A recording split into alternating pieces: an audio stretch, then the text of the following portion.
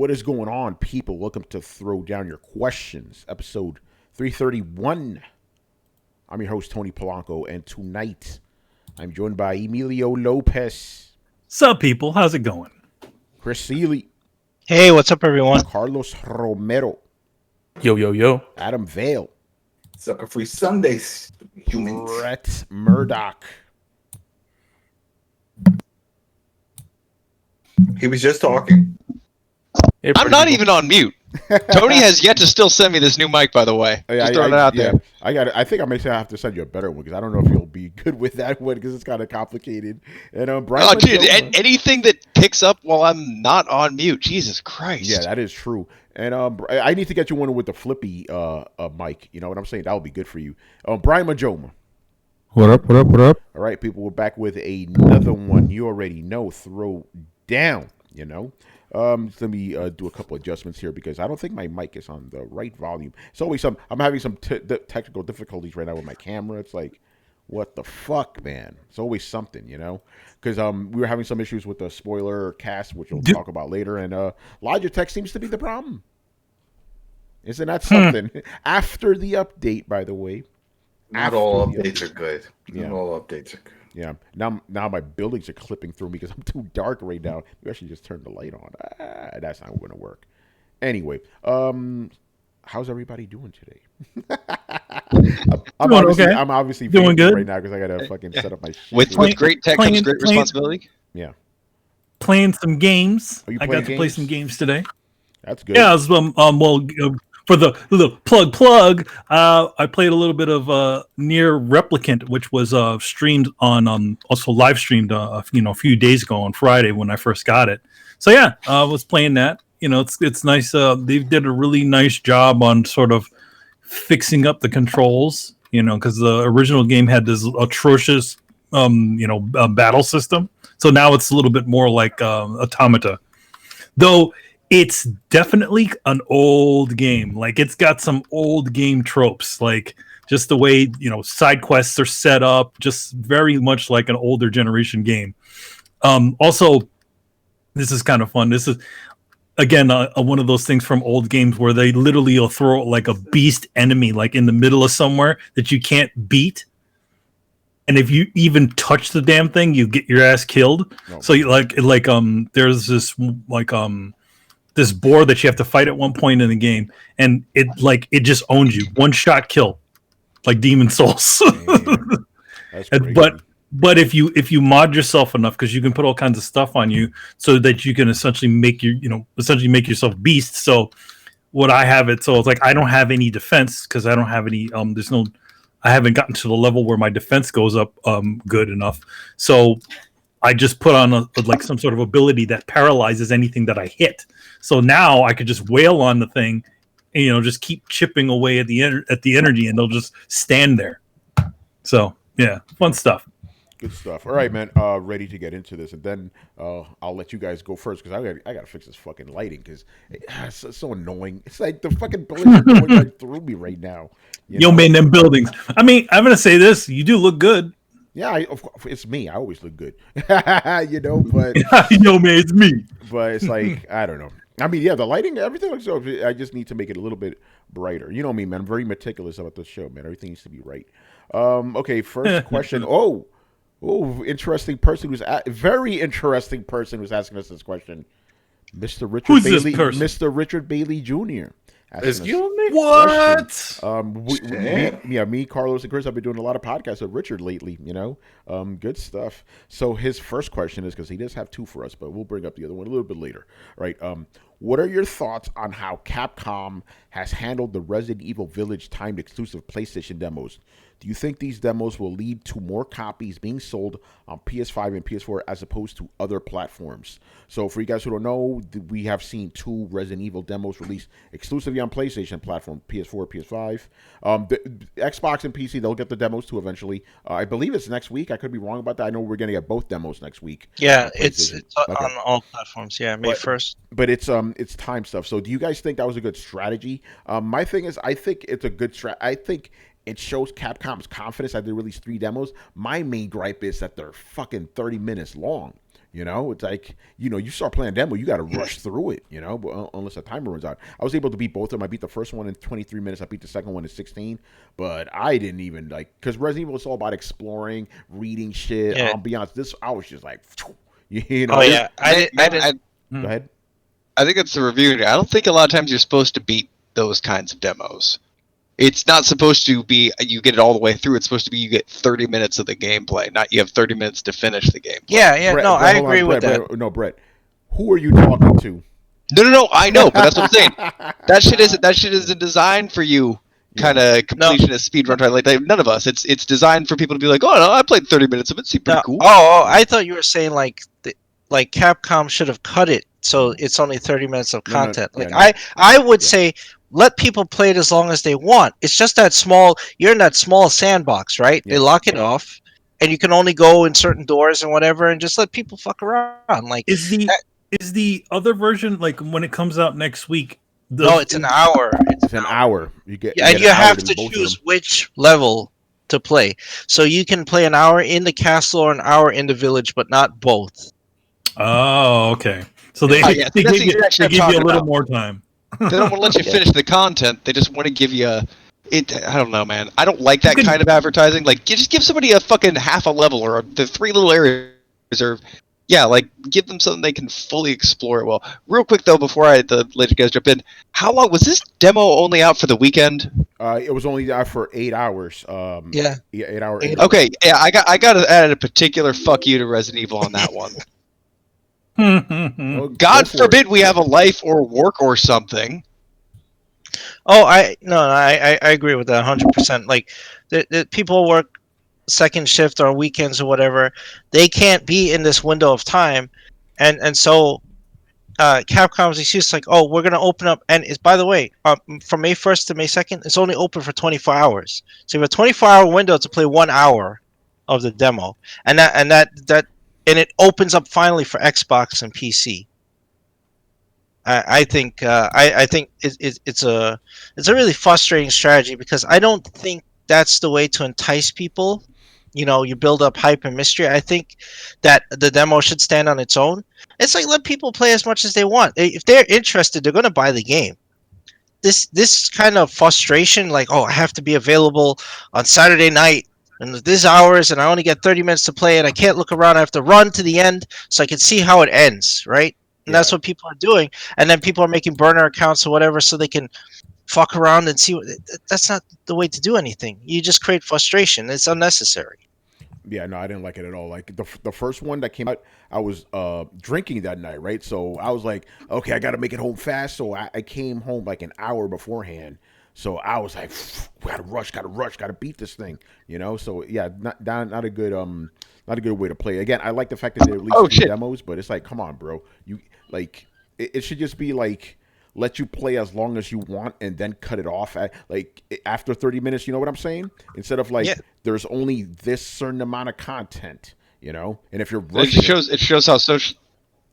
I just want to say it shows how socially irresponsible it is. If you weren't living in New York, you would have been drinking and driving home to play this thing. Shame on you, Resident Evil. Oh man, how dare you condone drinking and driving, Resident Evil? I don't know about that. Come on, Capcom. That's some bullshit. Oh man. So and then the second half of the question was, do you think these demos will lead to more copies being sold on PS5 and PS4 as opposed to other platforms? No, because they're coming out on other platforms. Next week, the other platforms are going to get them. Xbox and PC, because Switch ain't getting this shit, So I don't think it'll affect it, to be honest. But the thing is, the demos may not, but the exclusive advertising will, because people are going to be like, oh, it's only on PlayStation. You know how that shit works. Just like how believe it or not, it's kind of interesting. Sidetrack a little bit, but it's still related. Miles Morales, right? Sony put it on PS4 going, oh, the bigger fan base is on PS4. Guess which version sold the most? PS5. PS5 version, because people thought it was a PS5 game. They had no idea it was a PS4 game. Mm-hmm. Ain't that something? Well, there was nothing else to buy. That's what they advertise. That's what they advertise it as. So it's like, you kind of didn't need to put it on PS4 to begin with, Well, Tony, was it that, or was it there wasn't anything on PS5 to really buy? Well, it was launched, so there you go. Well, That's what I say. It was a launch game and a bare bones lineup. Yeah, you but know that's at but least why some of didn't the sales. but why didn't more people pick it up Yeah. on the PS4? That's Well, Because the main they thing. had other shit to play on their PS4. Like what? Nothing came out this fucking fall. They had. I'm just saying, when you buy a shiny new system, you feel compelled to buy a shiny new game. Yeah, but there was a shortage of systems. exactly. And there's a That's lot a of bigger PS4. So why question. didn't more guys on PS4 buy it? That's what I'm saying. A bigger question. What draws you to Resident Evil? Because the story is all over the fucking place. So what is it that you like so much about this? Yeah, That's a good Giant question. bitches. Yeah, I like. For me, it's the mix of horror and science fiction. I really enjoy that because, like, the first half of or not really first half, but like, first like two-thirds of the game is like horror and stuff, right? And then the last third is always some crazy sci-fi shit to explain all the horror stuff. Because to me, if it was just pure 100% horror, I'd be like, this is stupid. But the fact that all of it is... Yo, man, they ghosts. Yeah, exactly. But the fact that, even though it's like stupid, like crazy science, the fact that it's all science-based intrigues me. And I'm always like, I know I'm going to get that crazy lab with the big fucking machinery and shit at the end, and the big bosses. I like, I like exploring places. I like the way they kind of gate you. You have to go in a very specific way, and finding the solutions to things is very satisfying. So that's why I like it. It's a really good mix of like horror and action. That's what I enjoy about the Resident Evil games. And Well, I agree, 4 and is like the epitome of them. Go ahead, Chris. Yeah. No, I was gonna say I agree, and they're always consistent on the science stuff. It's like one mega corporation that created bioweapons and viruses and all this stuff, and that's what's causing all this, and then mutations of it cause all these different effects, and then other companies get it and they do some fucked up shit, and there's people fighting against it. Whereas, like, if you want something that's all over the place, play Silent Hill. Play any of the Silent Hill games. They stick pure in horror and psychological stuff, and one of them is demons, one of them is the infernal machine, one of them, and then in all of them it could be aliens because there's aliens in there too. Oh, God. So Resident Evil's that's all consistent at least. Resident Evil's consistent, very consistent. It's always Umbrella. It's up to some shit. Consistent-ish, man. Like, as soon as they pulled away from the T virus to do like the Los Diablos or whatever it was, that was a little bit of a like Las 4 Plagas, was. but the thing is, Yeah, Las yeah. Plagas was what was able to make the T virus. Understand? That's how they got it. Like, it was still related to the T virus. Yeah, and I'm still not sure, and then we'll get into a lore thing later. I'm still not sure exactly where that thing came from, but I gotta ask you guys because it feels like the tone has shifted on it in like the last few games, and it's kind of now the beginning of it at least seems to have this real hardcore deliverance effect. Do you guys feel like the things that Tony just said?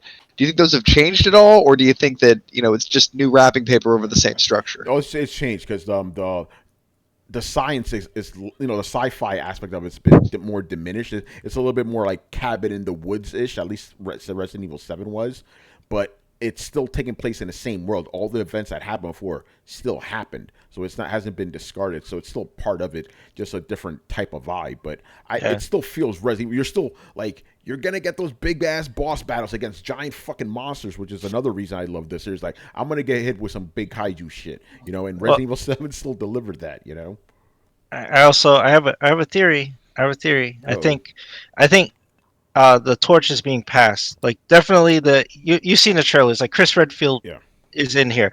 This is a passing of the torch game. I think he's not going to make it through this game. Yeah, I think you're probably going to have to fight him. I'm going to throw another theory on top of that because you've seen that promo poster. It's Chris Redfield. Half of him is a werewolf.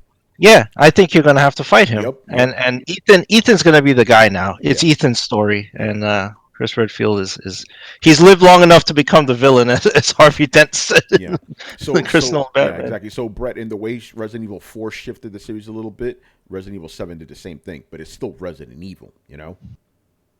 Yeah, I just had to ask because that something about that cabin in the woods shit. Like, oh man, it just hits me the wrong way, and I'm like, I'm tapping out of this one. So I didn't know if it felt like if it kind of turned into a tried and true Resident Evil feeling game, or if it No, I like that. To be honest with you, you want to know a game that lost itself? Go play Revelations 2. Oh God, that was terrible. That's a Resident Oh, Evil Yeah. game. Or That was Resident Yeah. Evil 6. yeah. Oh yeah. Oh, that Oh just went full what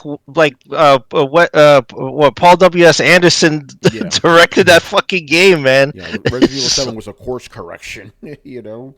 It's like you guys forgot about the horror part. Now it's just a stupid action movie, you know?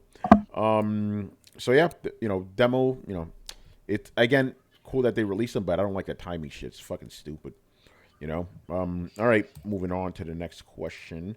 This one is from Tumeke, who's in the chat right now. He wants to know what is the most annoying trend currently in gaming? His example is for me, it's saying, but is it worth $70 to every new game? Gaming has never been a cheap hobby, and I'm happy to pay for any game that looks interesting to me. We can answer that second part too, but what you guys personally, what is the most annoying gaming trend happening now that like just irks you? I'll go around. Yeah, go ahead. Whoever wants to go first, go first. I know my system has problems, but what about this thing your system did? No, Oh yeah. you mean the sub? What? There's a name for that. Whataboutism. Whataboutism? Yeah, I mean that's yeah. God. Yeah, whataboutism? Suddenly we just seem to be on a race towards the bottom in terms of quality and content and caring, and as long as we're not the first one to hit that bedrock, then I'm part of the winning team. Yeah, no, you're right about that because I've had to deal with that bullshit in recent weeks. Like I'm saying some things about PlayStation. I'm like, listen, I think PlayStation's making wrong moves. Oh, what about Xbox? Like, where did I say Xbox in that tweet, bro? I said PlayStation. We ain't talking about no Xbox right now. You know, it's hilarious. All right, so that's yours, Adam. Do you have a current gaming trend that you find annoying? It's just how large these games are with all these damn updates and patches, and my Call of Duty got even bigger. Like I said with you before, that shit, the next version better come on a fucking hard drive, or at least on a large flash or something. Because it's just too big, and I'm constantly trying to figure out how to make it smaller, deleting the campaign and all that shit. I'm just tired of it because it's like 1 minute you're like, oh, okay, I can download this game. It's 30 gigs or whatever. But then once you do that, there's all these patches that have to go on top of it, and then it's massive, and there's always updates. And some people are like, oh, updates are good if it's fixing stuff, but if it's adding shit and it's making it larger and larger, and then these consoles didn't come with a good amount of space, we're screwed. So I'm just tired of that. I wish we would just get a larger drives and not have to worry about the fucking size, because now that's a big part of gaming itself, just the size of everything. Yeah.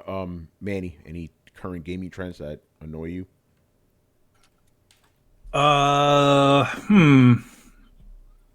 I mean, so far everybody sort of said, well, the whataboutism and the other one. Adam's talking about how much game space these things are taking up these days. Oh yeah, I know. After the fact, day one patches and after the fact patches. Yeah. Or essentially, people are there, and this is ever since they started putting hard drives in these damn things. Where now it's like, okay, now you can release a broken game, and then we'll fix it later. Cyberpunk.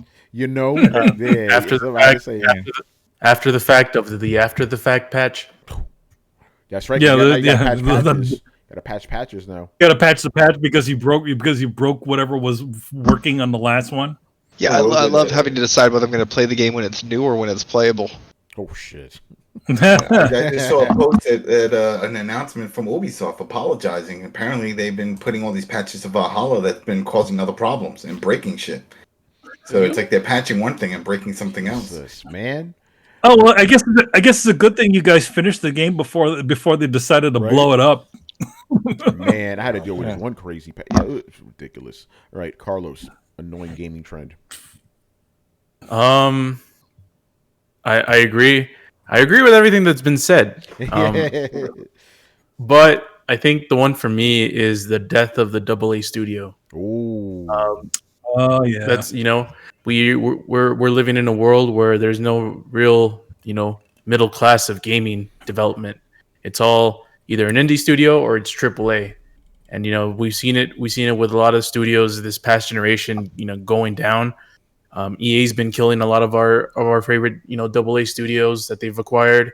Sony with was it Team Japan, they've closed down a lot of that studio. So I think the direction that a lot of these studios are going is, you know, they only like profits, like big margin profits, and if they make a game where it only makes its own money, recuperates its own money, that's not good enough to most big studios. So It's like the gambler mentality. It's go all in. That's it, or don't even bother. So there's no middle ground. It's like, I just want to bet a little bit and see how it goes. Nope. Put all your chips in. Go AAA. Give us the big shit. It may not work out that way. Well, then don't even make your shit. Don't even bother. yeah, because I mean, even like if you make a game that, you know, is even, like, it doesn't give you a profit, but, you know, it pays off for what it was worth. There's always a possibility that you can do a sequel and it'll have more attention. Yeah. More people are going to be looking toward to it, and word of mouth and all that stuff. That's that what if factor. They don't want to go with that. They want guarantees. They want guarantees, yeah. Yeah. You know, this is why last year, it's funny we're bringing it back to Valhalla. This is why last year Ubisoft released a brand new IP, right? The Immortal Phoenix game, right? Everybody that played it loved it. But where did Ubisoft put all their marketing to? They put it to fucking Assassin's Creed. They put it to Watch Dogs, the guaranteed ones, even though people are like, this game's better than those two. You know, and no one paid attention to it. No one it was paid a good attention game. to it. No, yeah, everybody that played like that. I guarantee you this was going to happen. When they released Phoenix 2, right, and it's successful, the original people were like, "Where the fuck were you guys from the beginning?" You know, but I blame that on Ubisoft. They didn't advertise that game right. You know, Dude, I don't understand why. Like, if you don't sell, like, say, what was that recent Viking Steam game that gained a lot of popularity? I know the one you were talking about. What, Valheim? Valheim? Yeah, Valheim, okay. Yeah, Valheim. How many millions of copies did Valheim sell? Last I had checked, it was over 6. Wow. Like, why don't you look at that and be like, hey, maybe one of these studios should pick up fucking Valheim 2. It's more than proven itself. It's gotten a name out there of its own accord. People know who it is. And there are constantly new games kind of trending on Steam. Well, not constantly, but new big games trend on Steam and break millions of sales a few times a year. Why aren't we turning those into franchises? They've proven themselves. They clearly deserve the money. And if you bring in some big publisher, like if you partner with them, with a big publisher with big publisher money, you can make some big games that have already been tested and approved and already have a good word in the gaming community. I don't understand why. Like, I do understand why, you know, they want to rush for AAA games, but why not put the extra money and put your whole hand in on an indie title and bump it up to a AA game? That's the part I don't understand. Who knows? Or even Well, they'll never bump it up to a AA game. Like, Yeah. if you want to partner with a big publisher, what's going to happen is somebody like Activision is going to buy Valheim and want 4 sequels, each bigger than the other, throwing like tons of money, and as soon as one fails, that's the end of the studio and the IP is just mothballed, right? So you don't want that. They'll just squeeze it for every ounce they can get out of it. It'll just become like Guitar Hero or Dead Space, just and it's gone. So can I ask you guys what you think? Does anybody have any ideas on how to save the AA title? I don't know, man. I mean, have no idea. I feel like part it's not any one answer. You know what I mean? Like, where it's going to be, it has to be the people that are the actual people playing games getting over that idea that a game that it doesn't cost as much isn't a cheap game or a bargain bin game. And I think it's also partially also the developers sort of also trying to figure out laying on these games these exorbitant amount of sales that they need to hit, you know. And I feel like a lot of times, a lot of ways, you know, when we go back to the Sony internal studio, they weren't, granted they were charging AAA prices for those games, but those games were more AA things. Like Gravity Rush is a AA, you know, both games. Gravity Rush wasn't even 60 as I remember.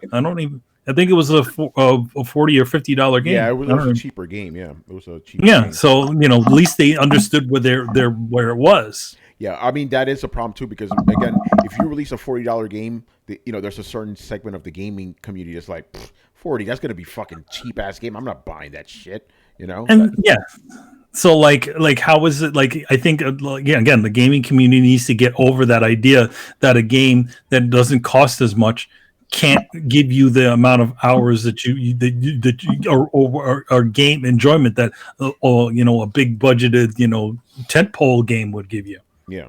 And even a game like The Order 1886, which is cost as much as a full-fledged game, but it was clearly a double-A game, kind of with a little bit triple-A graphics. But that's the thing about that game. I think the reason why it probably was in the AAA space is because the sheer amount of money that it costs to make that game look as good as it did. To be honest, I'm sure. I mean, I'm sure the game even I don't think that game failed by any means. No, it didn't. It sold pretty well. So, but they obviously Sony wasn't happy because they didn't get as much of a return as they expected. So I think it's more. I think it's also we've seen with Sony where it's like, even if a game gets bad reviews, like a game like Days Gone, which has those sorts of bad, it has middle reviews or middle to bad reviews, that they don't want to. And even if the game does really well, they don't want to invest in something like that because it already has the stigma. If they did invest in Days Gone 2, would they be able to gain back any of the money that they spent on it? They probably don't want to bet on that. Kind of like with Order, where it's like it got such bad reviews, lots of people complaining about game length and all that other stuff. It's a flawed game, but I still think it had potential. Just like what I think that Days Gone, a lot of people feel Days Gone is. I wonder when we're going to see a breaking point with these studios of how much money they put into a title. Because you just can't keep going up and up. Like, oh, it's $100 million for this one, $200 million. I think I think right now it's up to Call of Duty. I think the Call of Duty ones are in the $100 millions per game. It's like ridiculous. When is it going to be like, we need to stop.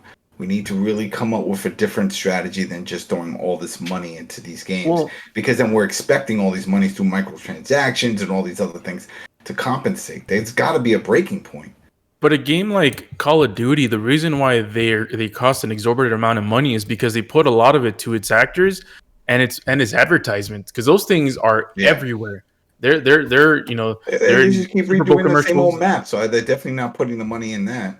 How many times am I going to play Nuketown? Shit. Right? Fucking, we're bringing back a fan. Come on, you're doing it with all the maps. It's too much. It's too much.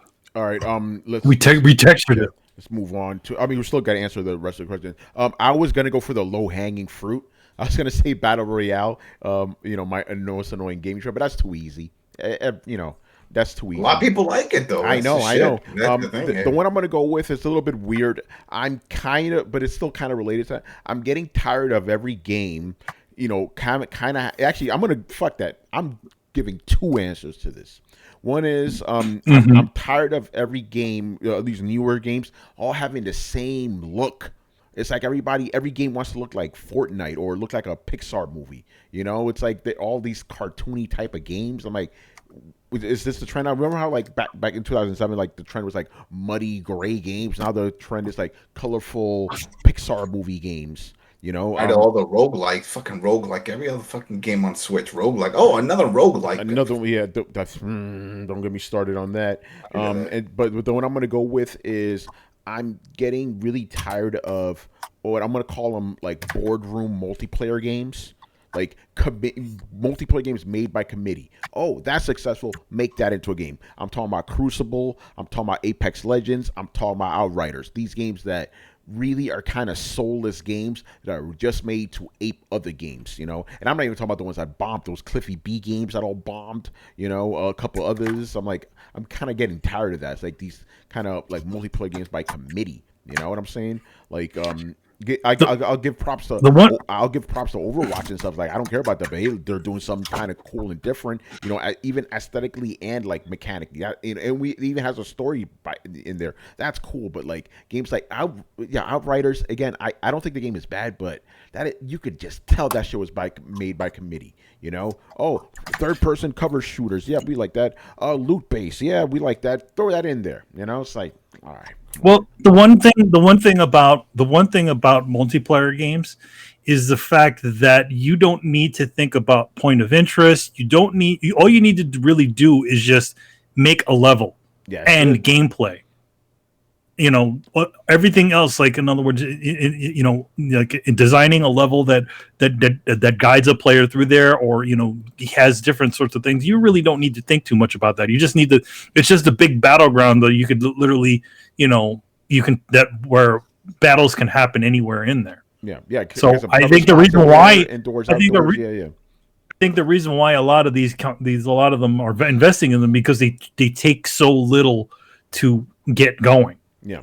And that's why, Manny, remember, we talked about this off here, but you were like, how long is that multiplayer game going to come out for PlayStation? 4 or 5 years? I guess a multiplayer is like probably 2 or 3 tops. And you're like, yeah, you're right, because it's probably just be a big battle arena game, Yeah, it's going to be a battle arena. It's going to have it's going to have, different looking places, even, you talk about Overwatch. Overwatch launched with no story. All they did was they just hired a bunch of, people to do cinematics and comics and stuff for it to sort of develop the plot of the game. But in the levels, you don't hear. No, there's no real storytelling in them. No, it's not. All right. Brett, you already went, right? I think you were the first guy that went. So we'll go with. You did, right, Brett? Just making sure. Yeah, I did. Okay. Brian, most annoying gaming trend of the moment. I kind of have two, and I still don't know which one's really worse. My first one is games that have forced walking sequences in them. I fucking hate that shit. Like, why? Like, it is the epitome of nothingness. It's like, so why you force me to walk around very slowly after I spent like the last half hour of the game like run around like a madman? It makes no sense. Like, is that for loading? Wasn't that the whole thing with that? Like, no. No, they don't do it just for loading now. It's just for the story. They just do it so that they can like tell you like the story. It's like that's the most annoying thing ever. Like, and the one that did like the absolute worst was purely because of the type of game that it was, which was Metal Gear Rising. Like, that's like a fast-paced action game, and then you force me to slow down and listen to like some guy talk and walk. It's like, why? Gears of War does that too, where like they have the obligatory like listening to we need to go to the blah blah blah, and there's something on top of the thing. They all seem to have those. just nonsense. Like, I really do not like it. Like, when games like, hey, okay, cool, you just ran here, so we're gonna force you just to walk for a while. Like, no, let me run around and be a madman. This is why I love Half-Life 2. It's like they can tell you the story while you're jumping up and down on a desk. If you miss the story, that's your fault, and that's it. They move on. And speaking of moving on, the other thing that is equally as bad is unskippable cutscenes. Oh man, I can't believe some games do that shit too. I'm like, what the fuck? I still do it. I can understand the need to like hide like a loading screen in there. That's fine, but the main problem is that some of these cutscenes don't hide loading screens. They're just there and they're unskippable. It's the most annoying thing ever. And I've seen some guy tweet about it like last week, saying that, oh, you shouldn't complain about unskippable cutscenes. I'm like, dude, I like playing games multiple times. I like to go through the game multiple times. First time round, I'll go through for the story. Next time round, I'll go through to fuck around. I don't need the story to interrupt me then, because I know the story. I've been through there, so let me skip the cutscenes. If your game has unskippable cutscenes, then to me, it just needs to go inside the trash, because it's dumb. I have to agree. Man. Or Brian, just to add to that, cutscenes you can't pause. I'm like, why? Oh, that too. Like Jesus. Every cutscene should be pausable and skippable. Yes. Period.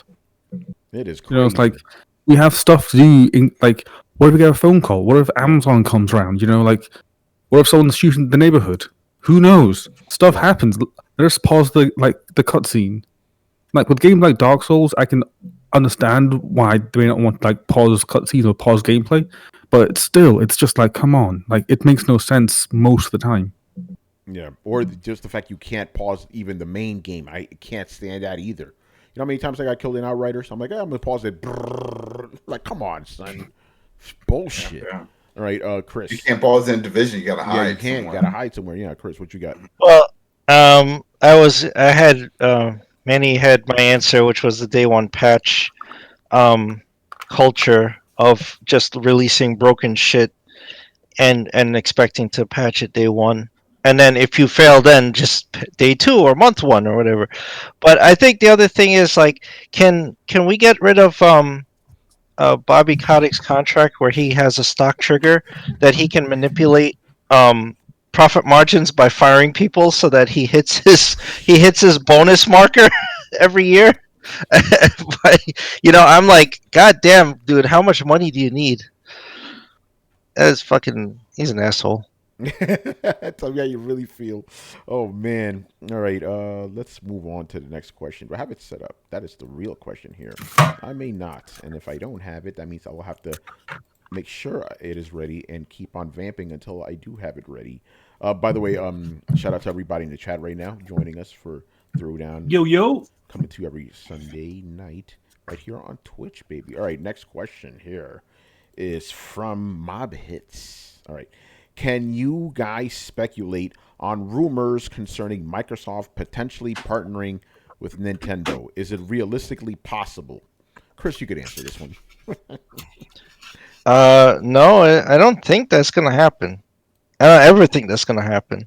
I mean, we've explained this before. You could go back. I mean, we had this conversation like not this past week, but the week before, where I talked about the difference between Japanese and Western business culture and how Partnership is he talking about? Yeah, is he but talking about like streaming yeah. service or just like bringing a game? Yeah, We've seen in games. this, I don't know what the rumors are because I'm like, I just dismiss them. But Chris, in this case specifically, he is talking about partnering, not No. buying. So that's Well, what I mean, what? What probably got them talking about it because one of the Xbox people had a Switch in the back of their Yeah, people Let's can be own real. shit. Let's be real. That's what triggered it. Let's be real. Yeah, Yeah, that's what triggered it. Yeah. but yeah, I explained this before, and Yeah. and buyouts and big partnerships. If you're expecting them to collaborate on a game or a service, that's not going to happen. Yeah. At most, they'd maybe if Microsoft opened up part of a service of something like, oh, Minecraft levels that are built on the Xbox edition can open on the Switch edition or something like that. I could see that happening, like very small things. Like Nintendo is very out of all the Japanese companies, Nintendo is the most like secular, enclosed, Yeah.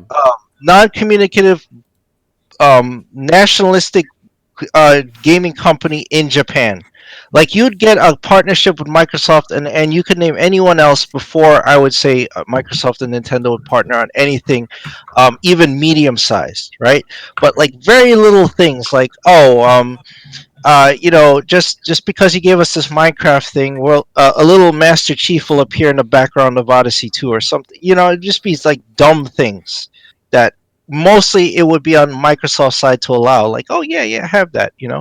But for Nintendo to give them anything, I doubt it. Yeah, I that's not gonna happen. It only works one way. It's not gonna work the other.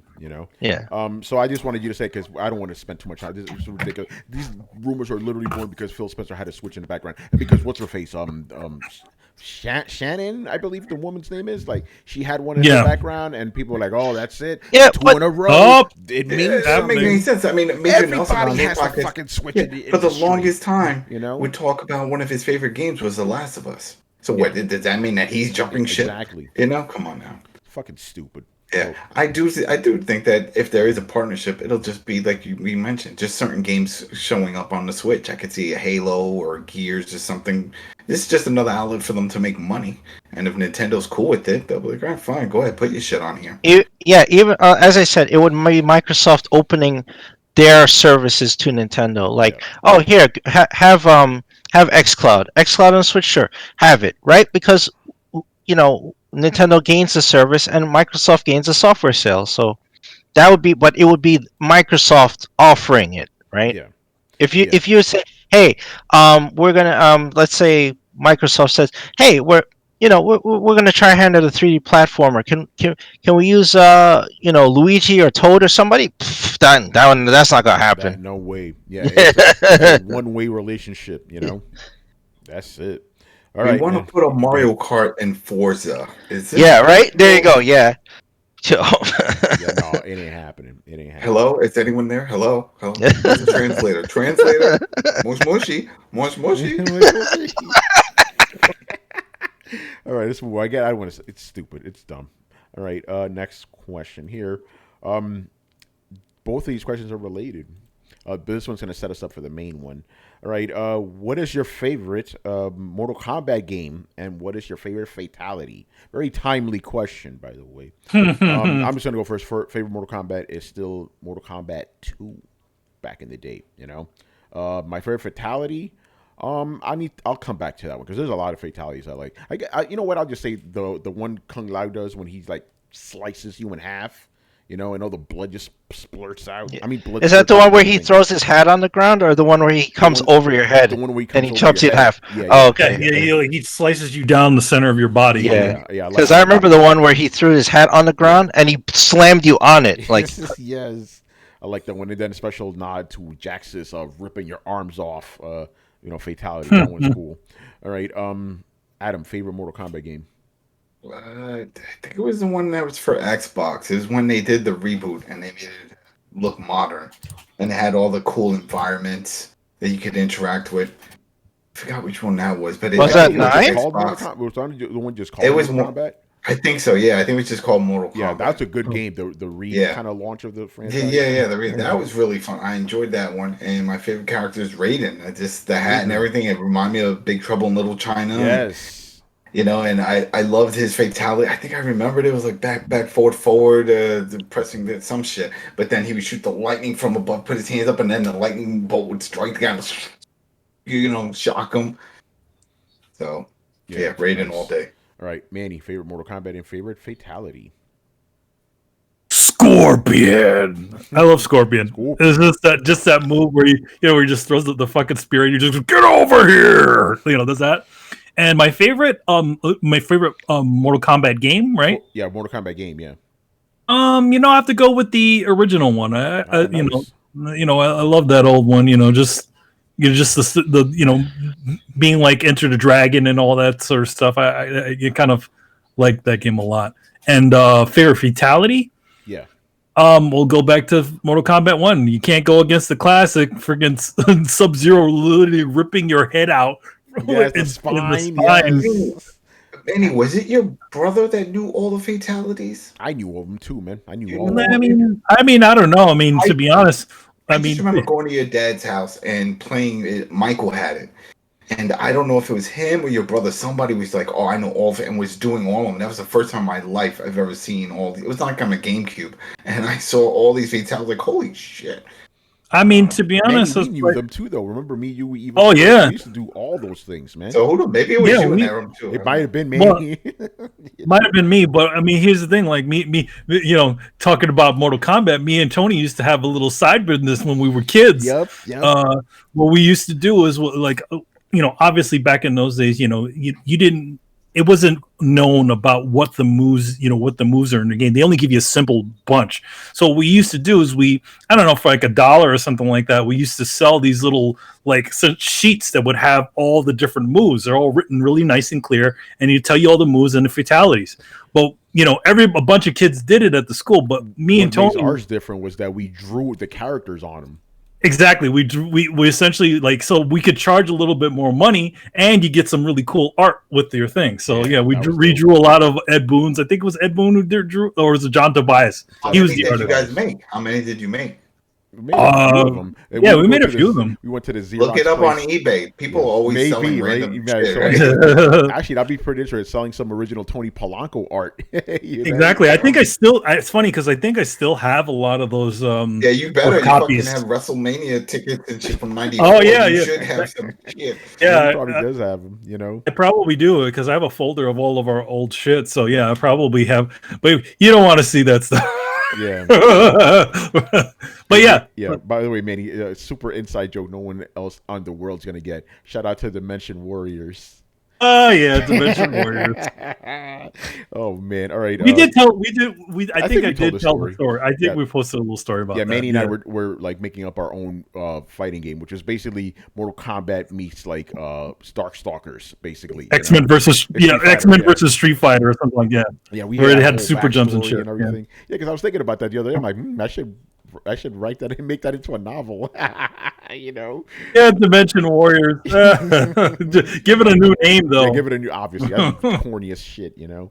Fucking. Well, we couldn't think of a good fucking name. We're a bunch of dumb kids. Like, so it's like, okay, what are they? Yeah, we're 14. You know, come on. 14 or so. Yeah. Yeah, it's like but it was basically Mortal Kombat, Street Fighter, or whatever. Carlos, Yeah, man, Super Justin shit. favorite Mortal Kombat game and favorite fatality. Favorite Mortal Kombat game is probably the first one. The one where you you go on the little escalator move up or the elevator move up. It's like each villain. It's like, and then I think Gore was the last one if I remember correctly. Mm-hmm. My favorite character was Scorpion or Scorpio. Was Scorpion? Wait, what's this Shang Tsung the final boss? And I think it was Goro. No, Goro is it was Goro first and then Shang Tsung. Yeah. Goro and then Shang Tsung. Yeah. And my favorite fatality is the Scorpion one where he takes off his mask. Yep. Yeah, Ghost Rider burns shit, him. You know. Mm-hmm. All right, Brett, favorite Mortal Kombat game and favorite fatality. Fatality. See if Brett gets in here. He's probably muted right now. All right, I'll come back to Brett. Chris. So my favorite Mortal Kombat game is probably Ultimate MK3 because I used to play that with my buddies a lot. But I think my favorite fatality is still the original Sub-Zero. Yeah. Where he rips your spine and head off. But I did like in Ultimate MK3 it was the Master Sub-Zero, and he would take you like Bane. He'd freeze you and put you over his head, and then just shatter you. Yes. Like all your bones come out and shit. I did like that one a little bit more, just because it was more brutal. Yeah, and it was actually ice based. Like the original one was like awesome, but it's like that has nothing to do with ice. You just rip the guy's head off, you know. Yeah. Yeah. Everybody had fatalities that sort of had to do with whatever they did, right? Well, except for Sonya, who had the kiss of death. The kiss of death, yeah.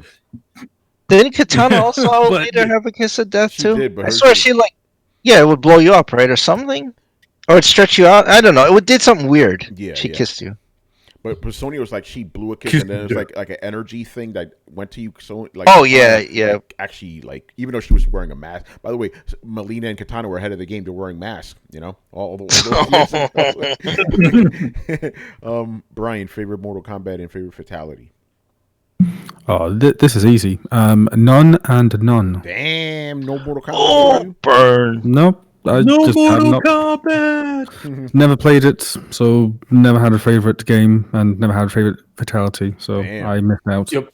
By the way, shout out to cheesing with Liu Kang with bicycle kicks. Just keep doing them all the time. All right, I'm gonna try again. Brett, are you there, sir? All right, he's gonna. Before the show started, he's like, Tony, can we talk about Mortal Kombat? Like, save it for the show. We got a question about it, the movie. And he's gonna miss this.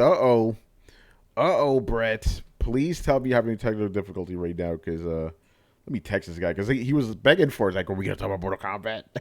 Because he wanted to talk about it first. I'm like, save it, because we're gonna talk about during the show because we got a question about that.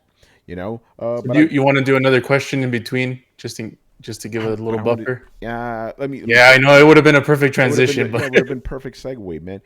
You know what? Yeah, we'll do that. We'll skip a question. Hopefully, Brett will be back because. But this is one chance, and I'll text them between this because we got to talk about Mortal Kombat.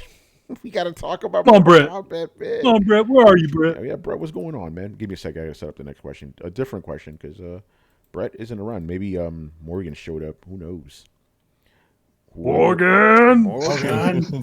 All right. Next. You remember the what was it? The Last Man on Earth with Vincent Price. Yeah, it's essentially the Omega Man, and that was the guy. What the guy would sing. He would say like Morgan. Yeah. Yeah, it was Morgan. The zombies would be like Morgan. All right. Next question is from Black Metal Gamer. All right. Do Ratchet and Clank Rift Apart, Kena, Bridge of Spirits, and Returnal have to be hot selling hits for Sony to continue giving us diverse styles of games. Kind of goes back to what we were talking about before. Oh man, I don't, because with Jim Ryan in charge, and especially after it's not official yet that this is what Jason Schreier uncovered or whatever, that Sony is like kind of focusing more on the bigger AAAs than the little guys. Who knows? I mean, the thing is that's the fate of any game, right? If you don't sell, you don't get a sequel. Yeah.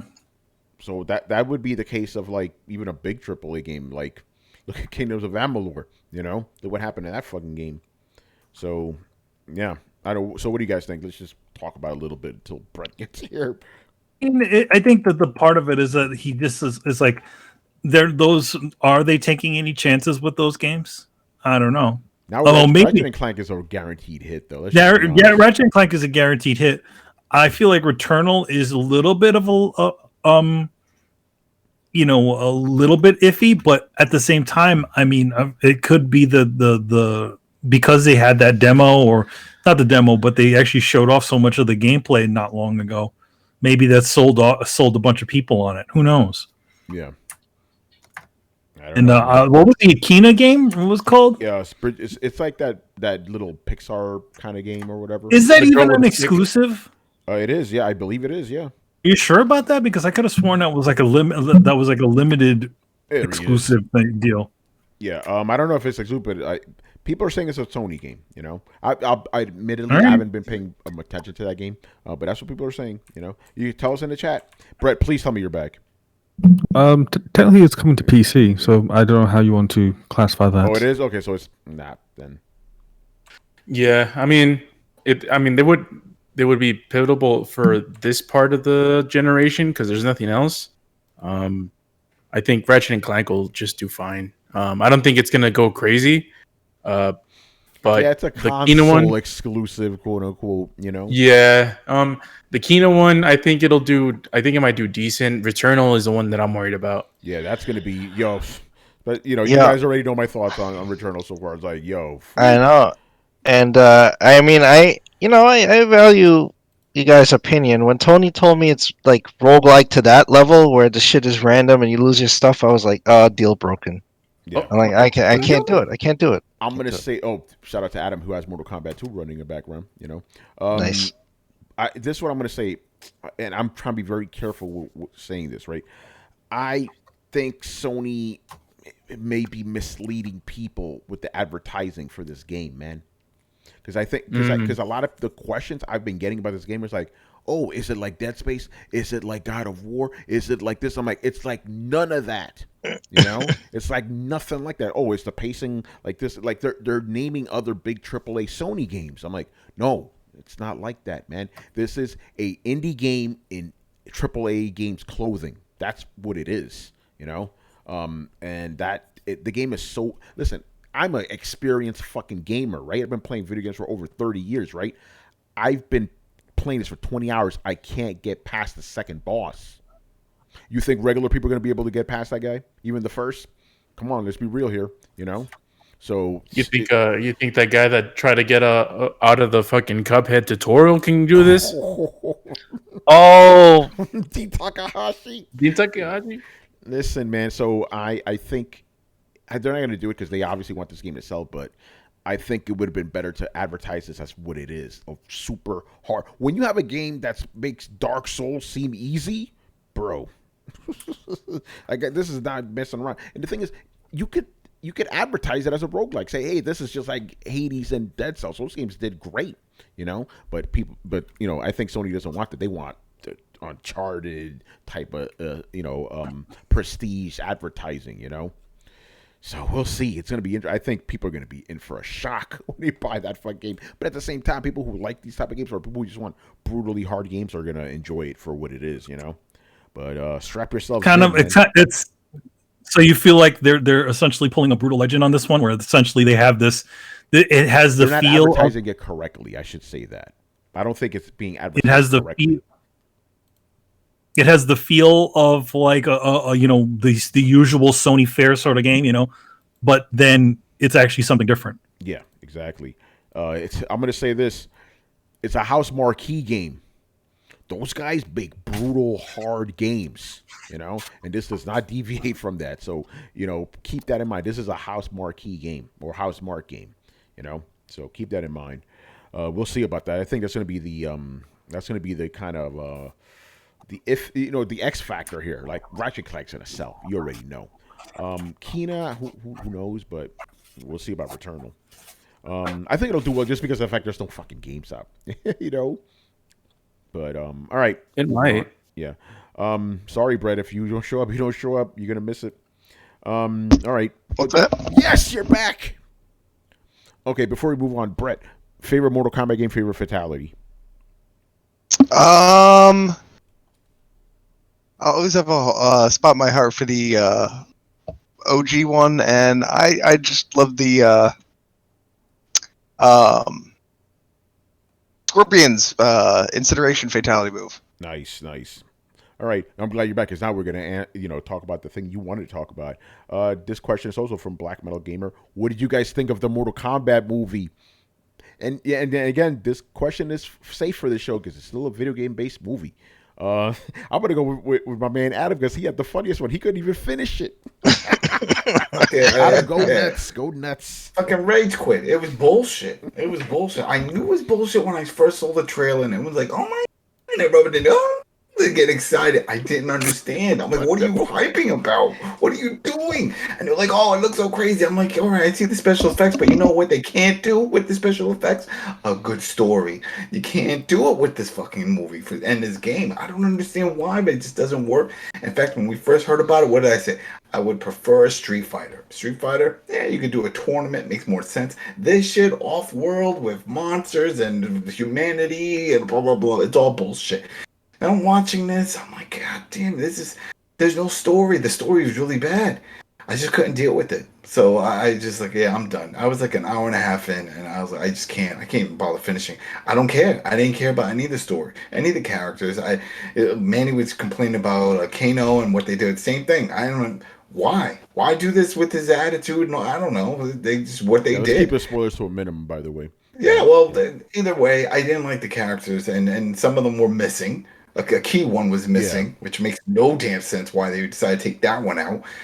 And so I was like, yeah, this sort of makes sense why it came out the way it did, because I think they knew this shit wasn't going to be good. What is good, then I brought this up, look up Mortal Kombat, that they did an animated film last year. That was really good. No, that was true. They made this like, it was like a straight to YouTube thing or something a couple of years ago, 2011. That shit was dope, That was great. So, and it was brutal too, Manny, you're talking, but we don't hear you. How come they didn't get that guy to do it? To do the I heard he seemed like they were gonna get the guy, but something happened and they couldn't do it. Oh, okay. I heard he was gonna be the guy. By the way, quick plug. There is a full spoiler cast of the Mortal Kombat movie over on the Coalition that has me, Carlos, Dana, Richard, and guest. We had a guest appearance by my unofficial cousin, Jose Polanco, who does some of the graphics for Throwdown. As a matter of fact, you see the little squirrely stuff and some of the other things he did. Specifically on YouTube, Twitch, that intro video, that's him. So shout out to him. So it was a good discussion. So Carlos and I will give our little thoughts here and there, but you can see our full spoiler filled thoughts there. But yeah, I thought the movie was trash. I thought the movie was absolutely terrible. Like, I tweeted about it, people were getting mad at me and shit. Like, dude, the first movie is better. Think about that. Cheesy ass movie was better than that this. movie. That movie was fine. It did it did what it needed to do. I'm gonna say it had a tournament.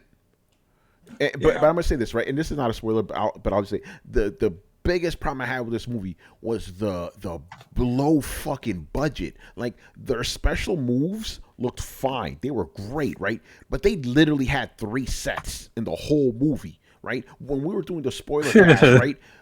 Joey, he had the movie playing in the background, and I'm looking, I'm like, the scene hasn't changed for an hour.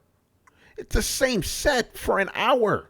It's like, what the fuck is this shit?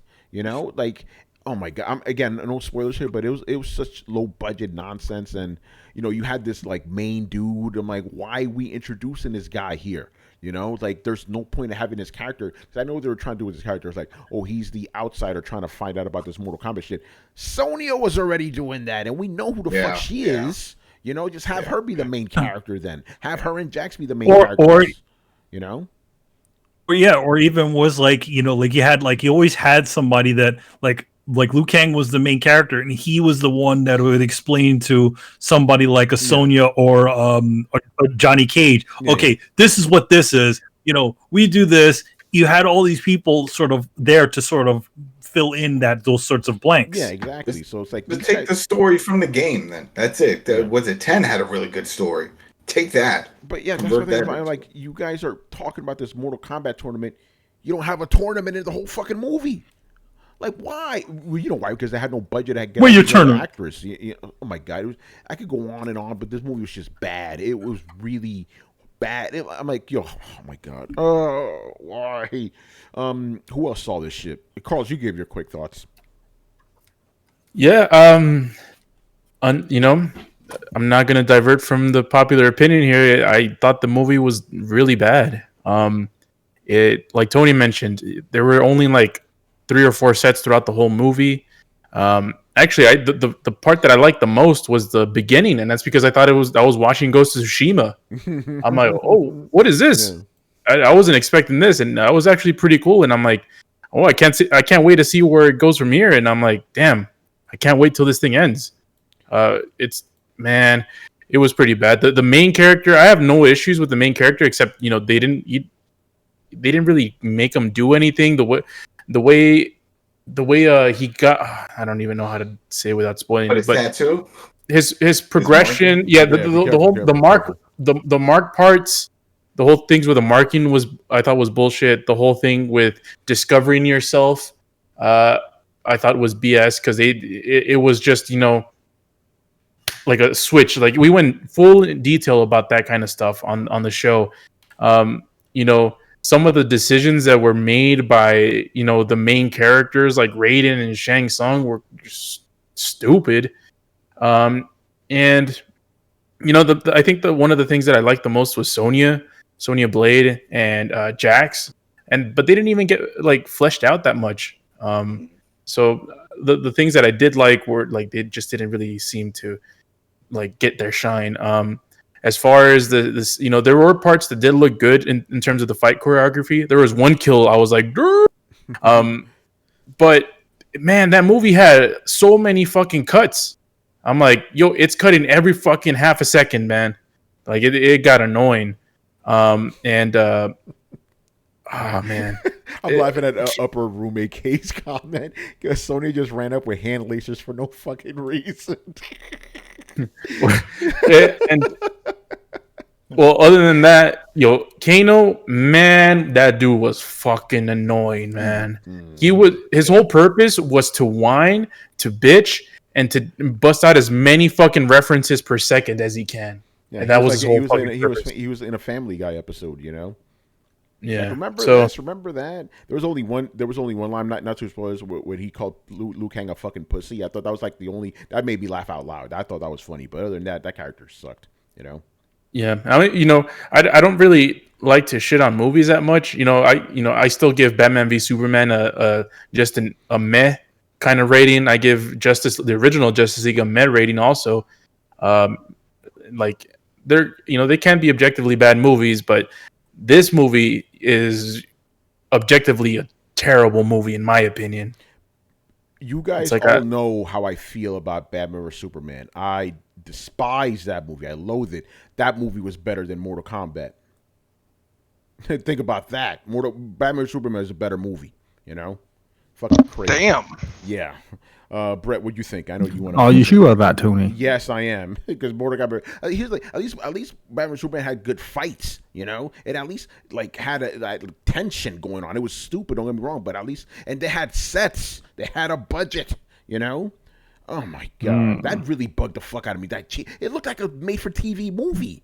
There was one set that was used for everything. It was used as a training room, as a eating room, as a fucking exile room, as a fucking recovery room. It was everything. Yeah. It was just that was a whole fucking movie. Carlos, remember during the spoiler, Joey had the movie running back. I'm like, they've been there for an hour. They haven't moved from that same spot for an hour. They're still there. Oh my god! And everything was happening there. Like there was shit going on in there. It's like, oh, the main fights, most of the main fights, everything took place there. Jesus, man. So that alone, I mean, again, Batman vs Superman, terrible fucking trash ass movie, but it had better fights and it had different sets. It had a budget. It looked expensive. It looked like a big spectacle movie. This looked fucking low budget as shit. All right, Brad, get in here. What do you think of this? I didn't think it's as bad as a lot of you guys did. I mean, I'm not gonna say it's fucking, Terminator 2 or some shit like that. It's no aliens, but it's. Here's the way that I look at it. I go into a Mortal Kombat movie expecting a bullshit cheesy ass movie. I have to brace myself to not injure my eyes by the amount of eye roll. It's a fucking interdimensional kung fu tournament movie. There's no way we're getting out of this without it being just absolutely fucking ridiculous. That being said, there were some things that were really bad. You guys touched on a lot of them. There were a couple small things that I did appreciate. The way that it starts off, I really like that. I thought that was a lot of fan service right out of the gate. Like, fucking here you go. We know what you want, bitches. Here it is. Gratuitous violence and Scorpion. So I thought that was cool. There was even a bit where they were training, and I'm not sure if a lot of you guys caught it, but new asshole character who that's my biggest gripe. I hated the new character. Yeah, I halfway through the movie, or most of the way through the movie, I was like, please, dear God, just have his body taken over by Scorpion and have Scorpion come back and beat this motherfucker. Yes, careful with spoilers. I'm not spoilers. Yeah. Okay. I'm saying a thing that didn't happen. Okay, yeah. But go ahead. I was waiting. I was like, man, Scorpion should come back and just take over this guy because he's a blank slate. he's I don't care about him so much that I'm hoping he just gets I don't care if his personality as a person fucking disappears and he's completely replaced with another character, another actor. I don't care. So that was stupid. Like you said, it was you should have done that with Sonya, but there was even a point in the training room where I'm not sure if you guys caught it. Liu Kang is teaching the new guy, and he sweeps him on the leg, sweeps him down, and the guy falls down once, gets back up, sweeps the guy, falls back down again. Guy gets up, sweeps, guy jumps, lands, gets kicked back down again. I was like, okay, we have all done that in Mortal Kombat. I actually appreciate them throwing that in there. Yeah, that is literally the only part of the movie I'm like, that is literally a Mortal Kombat match.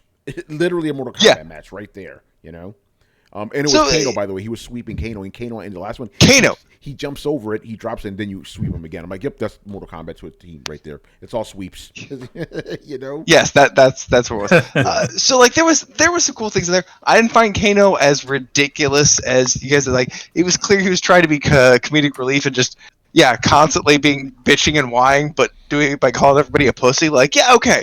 I don't know why. I found that when he fucking calls, what was it, Liu Kang's power? Yeah, I forgot what he called, but when he called Liu Kang a fucking pussy, I laughed out loud. I thought that was he's like, you got a fireball, that's better than a fireball, you pussy. Yeah, it's like, oh my god, that's fucking great. Yeah, that was great. I like that.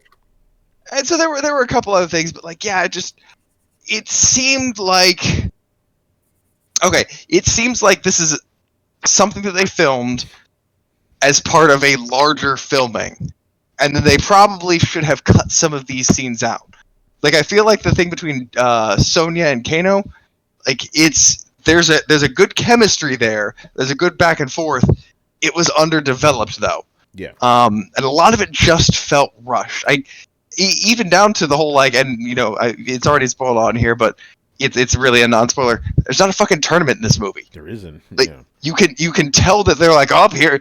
I smell a trilogy, and that's fine, I guess, but I saw them do some cool things. I've seen everything that they've done almost executed worse, except for the sets. The set, it quit being cheap, but everything else I've seen executed worse in other movies.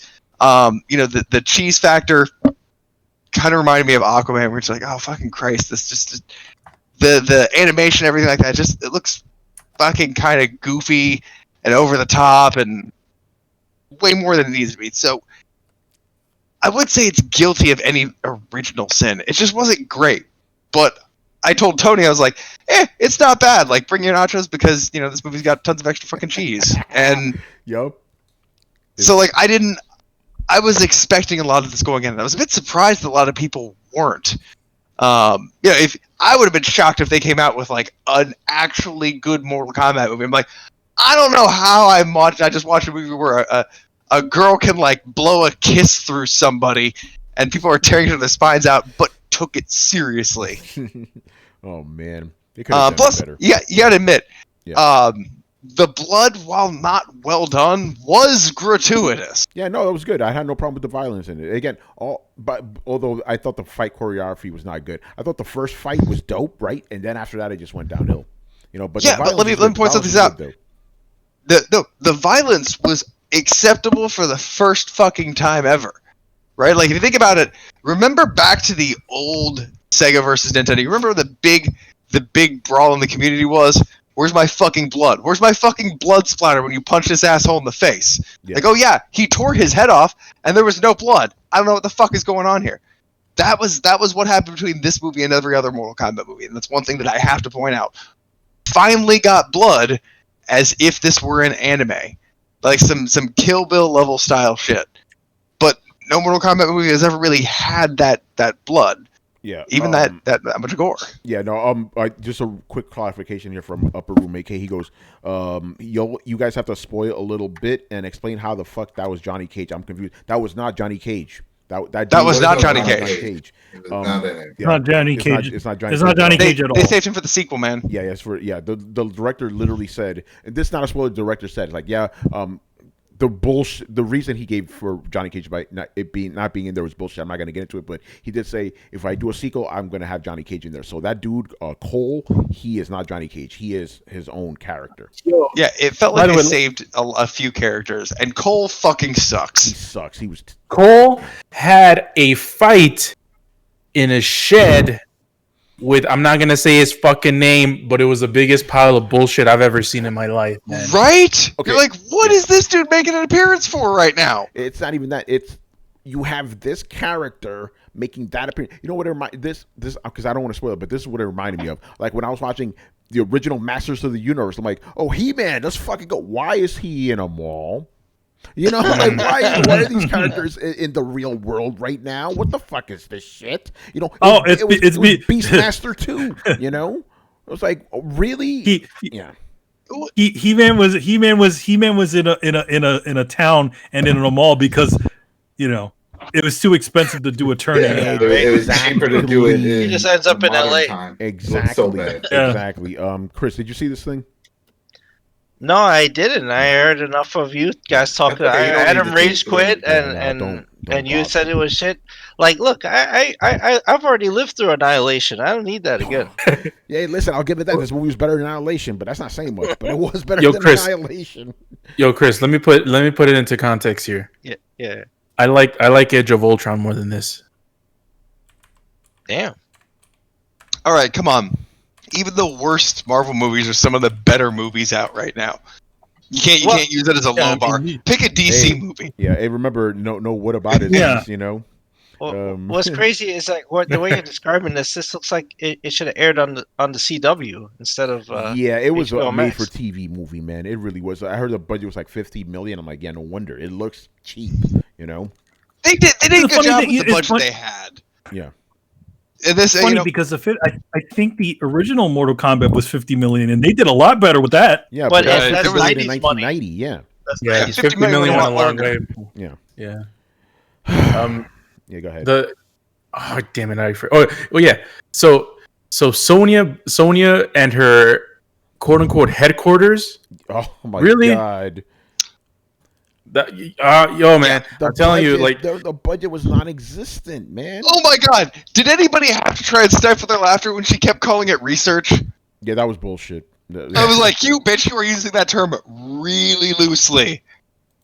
Yeah. Hey, look at my research. That's like a pile of old mail. Yeah. I really went into this movie wanting to like it, and the weird thing is,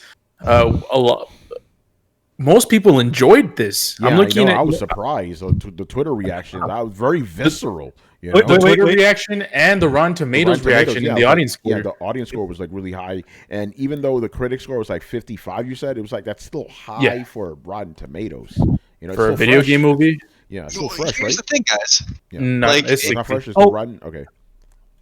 Oh wait, sorry. The original Mortal Kombat was 18 million. Was Yeah, made oh, for 18 million. Yeah.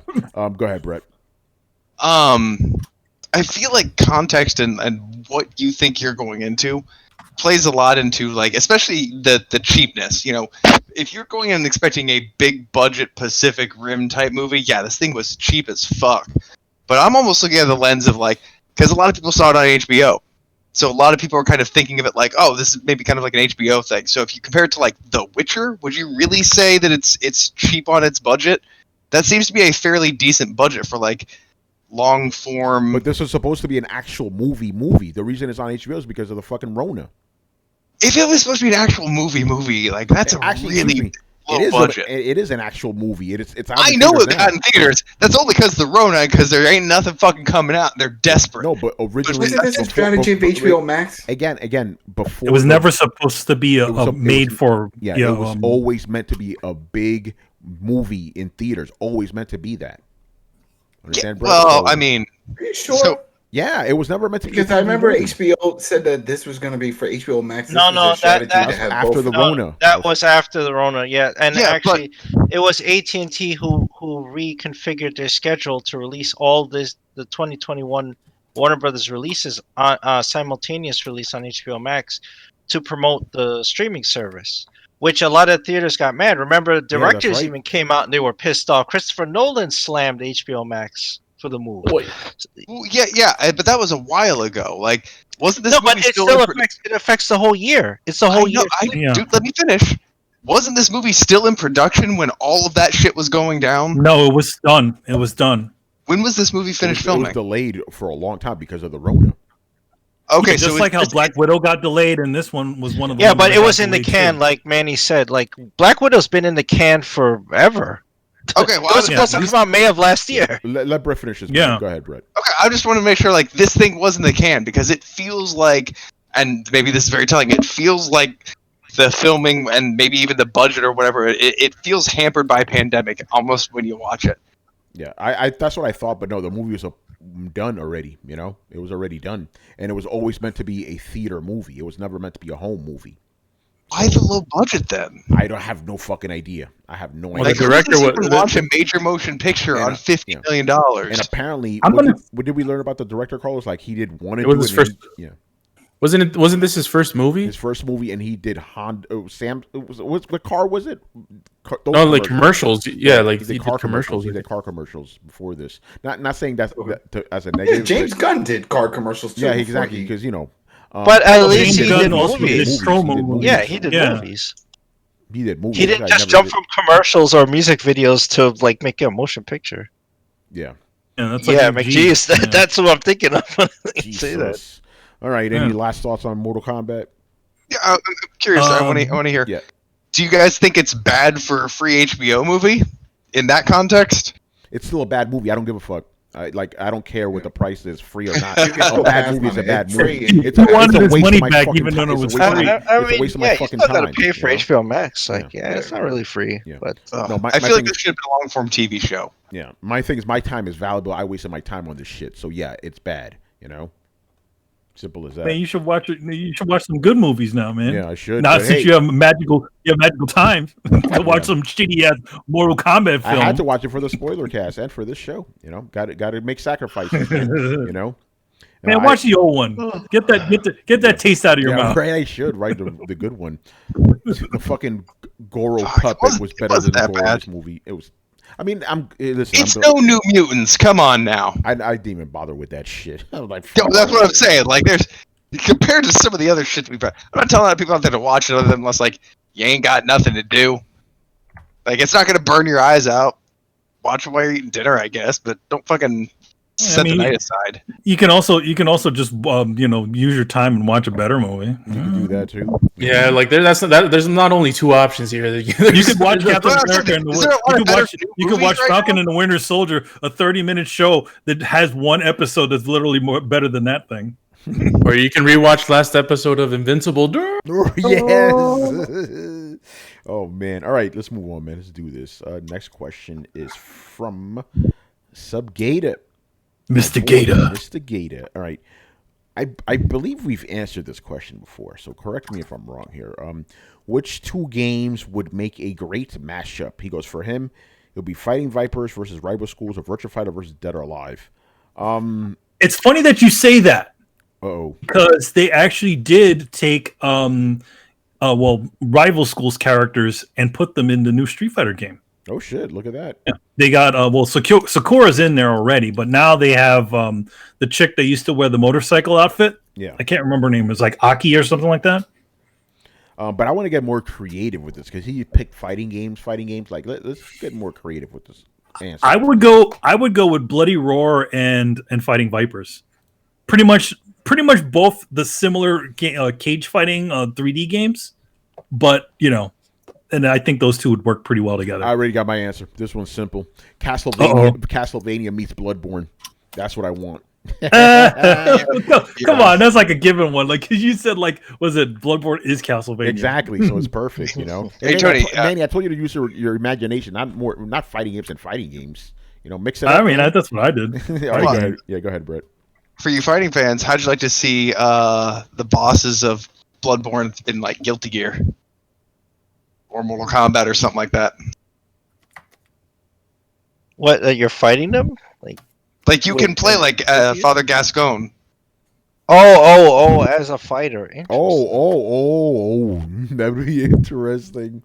The monsters of Bloodborne or Dark Souls games as bosses or characters in a fighting game. Fighting game. That'd be interesting. I play that. All right. Go ahead. Not even giant on fighting games. Go. The Pit Fighter, Way of the Warrior, and UFC. All those characters all together. Just to have that weird FMV / realism, and then throw that all in and have them in a big battle. That would be fun. All right, Carlos. I would do a collaboration between Uncharted and The Last of Us 2. What's the name of The Last of Us 2? The town, where everyone's at? I don't know. Seattle. Seattle. Who cares? That town. So I would make it so I would place a treasure within that town and have Nathan Drake want to get it and just kill everyone from that town just so he can get his treasure. Oh shit, that'd be crazy. Yeah, all right. Brian, mashups. Mr. Brian, there he is. Yeah, I'm just thinking, but I don't know. The tough one. It is a tough one. You want me to come back to you? No, I just have nothing. Like my mind's gone completely blank. I generally don't have any idea. All right, Chris. Good mashup, man. Yeah, it is a tough question. I don't really have an answer either. Yeah, Brett, you went right. Yeah, he said he wanted Bloodborne as fighters in Guilty. No, I thought that'd be interesting. I'd like I'm trying to remember Tecmo's Castle. Tecmo's Castle. Tecmo's Deception. Okay. Mixed with Rust. Interesting. Okay. Think about it. A large open world where you set gigantic mechanical traps to try and lure enemies in combat. Could be interesting. All right, Brian, you've got something? I got it. Pokemon mixed in with Monster Hunter. Oh shit! That Cookie Hunter. interesting. And then you can have it so that instead of them they get hurt and go to the next area, they just evolve or something. It's like midway through, like a Charmander just evolves into like a Charmeleon, and then gets like extra movesets and all sorts.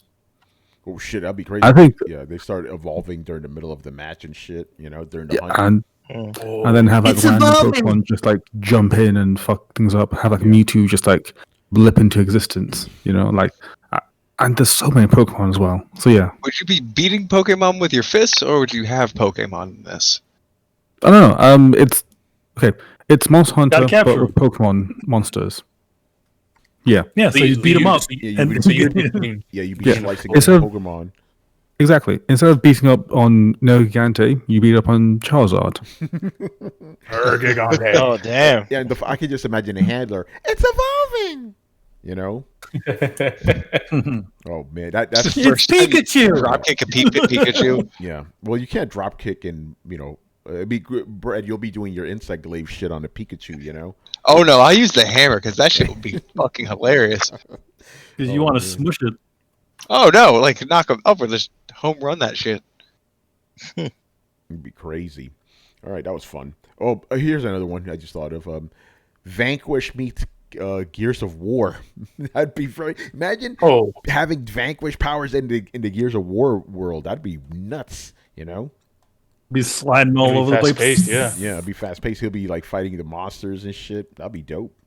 It'd be like Adam a doesn't human like watching like a Dragon Ball Z fight. Yeah, exactly. Yeah. Like he's moving so fast. Like how's that possible?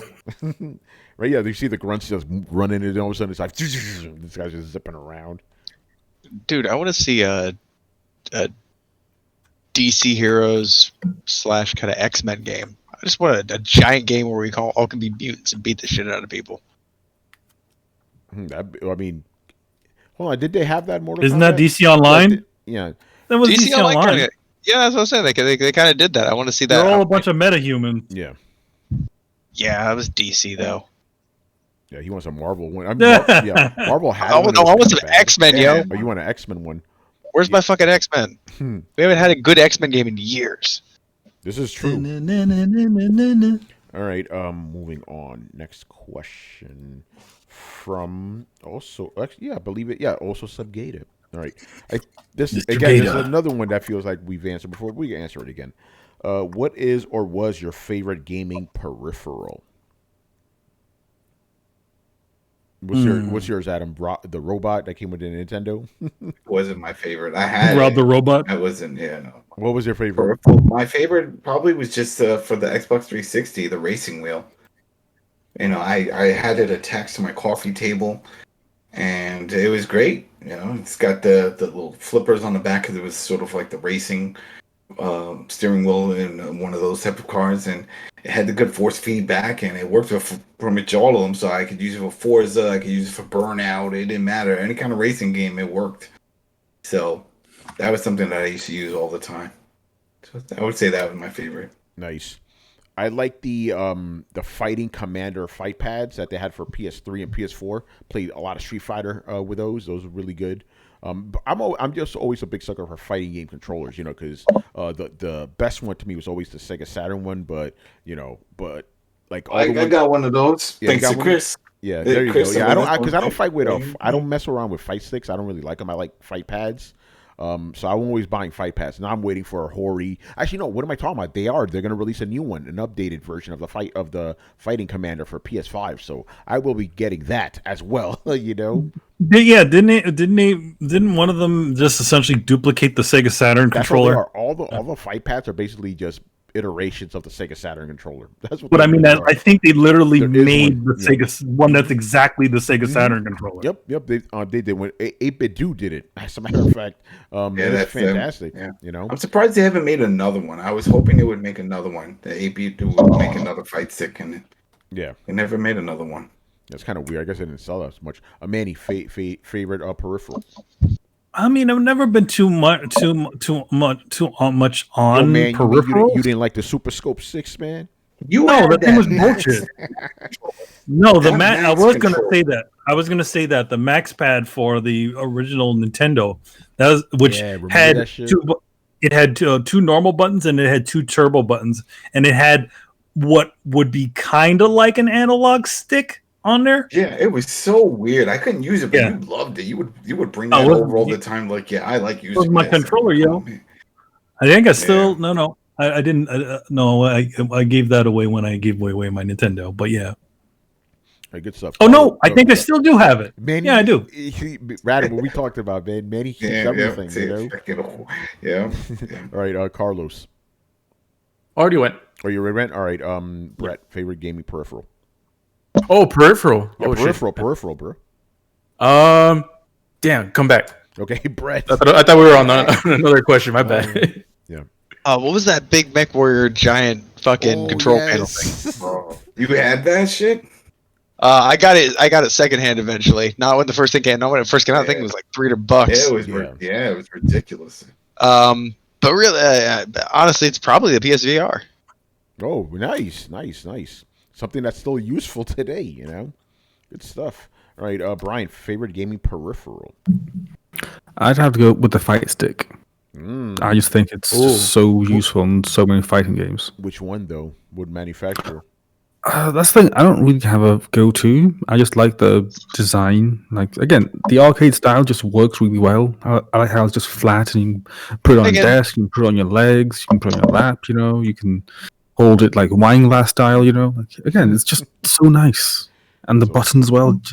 Just something so nice about buttons just being that big and the tactileness of them. I don't know, it just feels good. Awesome. You know. You would have loved arcades, man, but you were too young, you know? Yeah. All right, Chris. I have to say, for me, was the NES Advantage. Oh shit! I used to use that in a lot of games, and Nice. it did have. I had that.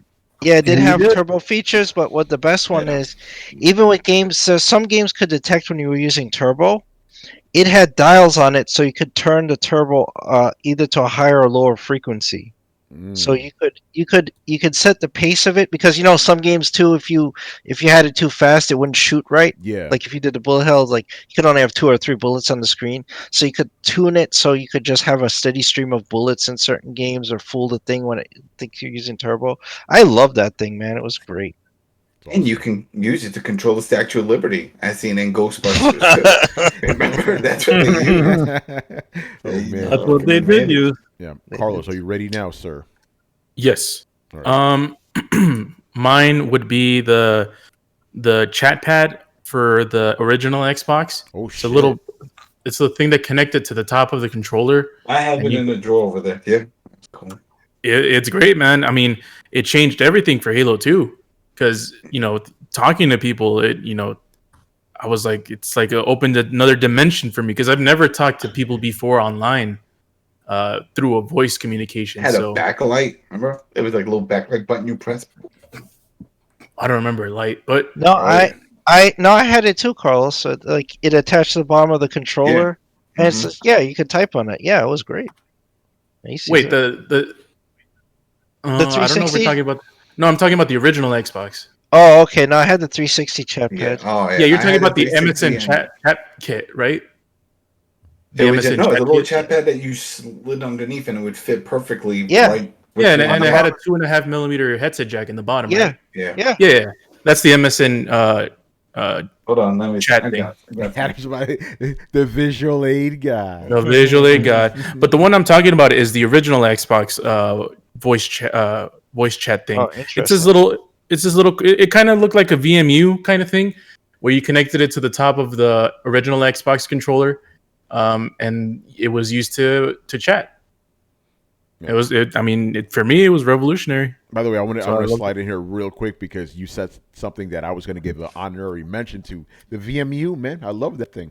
It was cool. Oh yeah. Got to give a shout out to the VMU. Shout out to the Pro Stick Duo. Right. Shit, good stuff. Right, Adam will be back, and he's probably rummaging right now. Next question is from. Whoa, this is interesting. I always like when people do this, because Subgata actually asked us some extra questions. So they were adopted by a Eurocar. Very interesting. Oh! So shout out to Eurocar, whoever this guy is. All right. I know we've answered this question before, but we could always go with it again. Who is the hardest boss you've ever faced in a game? And he goes, for me, it was Wolf Sigma from Mega Man X. I've said this before. My hardest boss is fucking Magneto from X-Men: Return of the Atom. That cheap motherfucker. You know, that guy was crazy. And then Honorary mentioned the Shao Kahn from Mortal Kombat 3. You weak, pathetic fool. That guy was cheesy. You know? Oh, he would just shoulder check you constantly. All the time, man. And then he would do that combo that ends with the fucking hammer and shit. Like the hammer, yeah. Yeah, no, cheesy as fuck. I'm pretty. All the hardest bosses I can name, they're all fighting game bosses. They're always the cheapest fucking bosses. Remember Seth from Street Fighter 4? That son of a bitch. Oh my god! No, for Street Fighter 3, what's his name? Gil. Gil was ridiculous. Yeah, you know what? Seth is easy compared to fucking Gil. You know. Gil was ridiculous, man. I tried to fight him. I am your god. I still, god damn it, fucking asshole. All right, Manny, hardest fighting game boss. Or not fighting hardest game, fighting game boss? No, hardest boss. Period. Any game. Oh, fuck, jeez. Yeah, any of the bosses from fucking Bloodborne. Yeah, I was gonna say I need to add an honorary mention to the second boss in Returnal. Oh no! Oh, you know, have to say, friggin', I'm gonna say this: if you're not prepared for this one, like in the game, I'm gonna say Emil from Nier Automata, the secret boss of him. Uh-oh. It is the fucking most hardest fucking boss in the game. You know, you get all kinds of crazy shit. You beat him, but yeah, he's a beast. Oh my god! By the way, speaking of Bloodborne, my most hated fucking boss. What's the name of that? The spider, that motherfucker. Not Crom. I would say it's not Crom though. Rom the spider. Rom the spider. 3 fucking days, man, to beat this mother. And then the funny thing, when I beat him, he killed me, so I instantly died. So I was like, no! I thought I lost all my progress, but then I went back. He was already dead. I had to just pick up my blood. But it's like even my moment of glory, he took it from me by killing me. You know, oh my god! 3 days. I even had my cousin. We couldn't do it and shit, and I finally did it on my own. But 3 days, Tony. 3 days. 3 days. That motherfucker stopped me to playing the game for 1 year. Oh, damn! I took a year off to like train mentally because I just could not get him. And then like I got back to it like first try, just wiped the floor with him. Oh my so yeah. God. I totally know how you feel, Tony. Like Rom was something else. Ridiculous. All right, Carlos. I'm sure there's harder enemies that I could think of, like if I think it like thoroughly. But just one that comes to my head is the dice guy from Cuphead. Oh, that stage, man. That stage was crazy because it's not one stage. No, it's not. It's like 3 or 4 stages in one, and I don't know how many lives you had, but you had to like there was one part, it's the dumbest one. There's one part like when you progress through it like enough, like there's a part where you have like the cards that are just walking across the screen, and you have to jump on top of like the pink ones, certain cards that have the pink ones. Yeah, that part for some freaking reason was the hardest thing for me, man. And yeah, as soon as I learned that, it helped a lot. But I thought that was harder than the final boss, than the devil. But yeah, that's the one I could think of right now. That's pretty hard. El Diablo. El Diablo. You know. Damn, did I skip a question here? Yeah, I did skip a couple questions. Uh-oh. You mean you skipping questions? Yeah. We'll get back to it. Yeah, I skipped a couple questions. My fault, people. Who are we up to now? Brett, hardest boss ever. God, I'm trying to. Probably the Nameless King. I fucking hated that guy. Which game is that from? In Dark Souls 3? Is that Dark Souls? Yeah. All right. Yeah, it's Dark Souls 3. I spent fucking forever trying to kill that guy. Other than that, like, I can't really think of a whole lot. Oh, can I just, not the hardest one, but the one I just fucking hate the most? Sure. Basil Geist. Oh, Basil. He's yeah. He's not. He's just annoying as shit. You know. Fucking hate Basil Geist. And he's always the plus one. Wait, which one? I said because he's always the plus one. Yeah, no. Carlos, what did you say? The bubble what?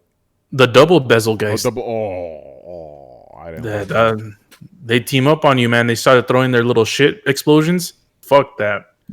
Yo, I told you how I beat that mission because you needed to do that mission before you really, really progress.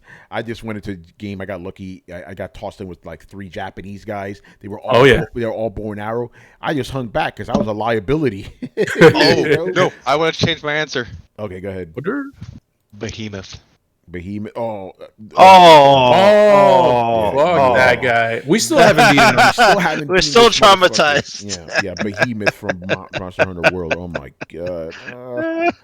And that fucking one motherfucker, Chris, Tony, you know who I'm talking about? The dude that starts off as a rock and then ends up like getting skinny. That yeah, that was ridiculous. Yo, we died so many fucking times. We finally beat him. We were almost surprised. Like, wait, did we do it? Oh shit! I wish we recorded that. Yeah, we should have because like I rarely like scream like that. I scream like a motherfucker. Yeah, that's what Carlos and I went double ice hammers. I was like, yeah, ice kills them. Let's get ice hammers. Yeah. We went the way of the ice. We had to train for this motherfucker, man. We really did, man. And that one dude, like I think it was like a Weibo though, but he was good, you know. Yeah, because you know we want that genuine Japanese article, but this guy, you know, he was like an off-brand Japanese guy, but he came through, you know. Well, we did get like legitimate Japanese dudes in the thing, and they were fucking up. Yep, that's crazy. Yeah, we should have recorded that, man. Because again, there was that one moment of silence where we were like, "Oh shit, we beat him!" It was crazy. Oh my god, and that was recent too. You know, crazy shit. I'm surprised that you guys named Basil Goose as like no. He's just annoying. He's just annoying. He's not hard. He's just annoying. You know. I honestly don't find him annoying. I just find those extra fun. It's like, oh, cool, you come to die again. That's fine. Like, I genuinely don't have trouble with him anymore. I used to. I'm not gonna lie. Like, when he first started just popping his head around and saying, "Hey, Brian, let's play," I was like, no. But then I decided, just one day, just off the cuff, and said, "Okay, you know what? I'll just beat the crap out of you now because I'm tired of you and your shit." And then ever since then, I've been like, "Cool, I'm just there to kill him." Yeah, Best Guys doesn't mess with us anymore. I think he knows, man. He knows. He's not in master rank. Yeah. Oh, he's not in master rank. No wonder. Yeah, I actually miss him now because I got so used to him just popping in and saying hi. So I'm like, okay, cool. He'll come in, he'll pop in and say hi, but no, he's not there anymore. Yeah, he don't want that smoke anymore, you know. So sometimes I just go in to like high rank just to see him. You miss him? Was it Stockholm Syndrome? Yep. Oh, shit. But he wasn't your captor, was it? Like, was he holding? I guess he was holding you hostage for a while. He pretty much was at that point. Oh shit! All right, move on, man. Another one from Mr. Subgator from Eurocar. Okay, Adam, you'll be the first one to answer because you probably already. It may be behind you already. Shit. But the question is, again, I think we've answered this before, but fuck it. We got to fill up time here. What gaming cabinet would you love to own? Original only, no replicas or third party? He goes, for me, it would be any CPS3 Japanese cabinet or the Gundam arcade pod. Interesting. So Adam, look behind you. You got to go first. Gotta go first. The one to me is the Holy Grail, and I can't afford it, and they'll never make one. Hopefully, I mean, who knows? Anything's possible, but I know which one. I don't think you do. Maybe you do. I don't think you do. It's Nintendo's Mario Kart. That shit was so awesome to sit in the cart and to race with the wheel. Yeah, and on the screen it looked great. I was like, I would love that. I love Mario Kart. Most people do. Now imagine if you had that in your house with the whole seat and the steering wheel and the pedals.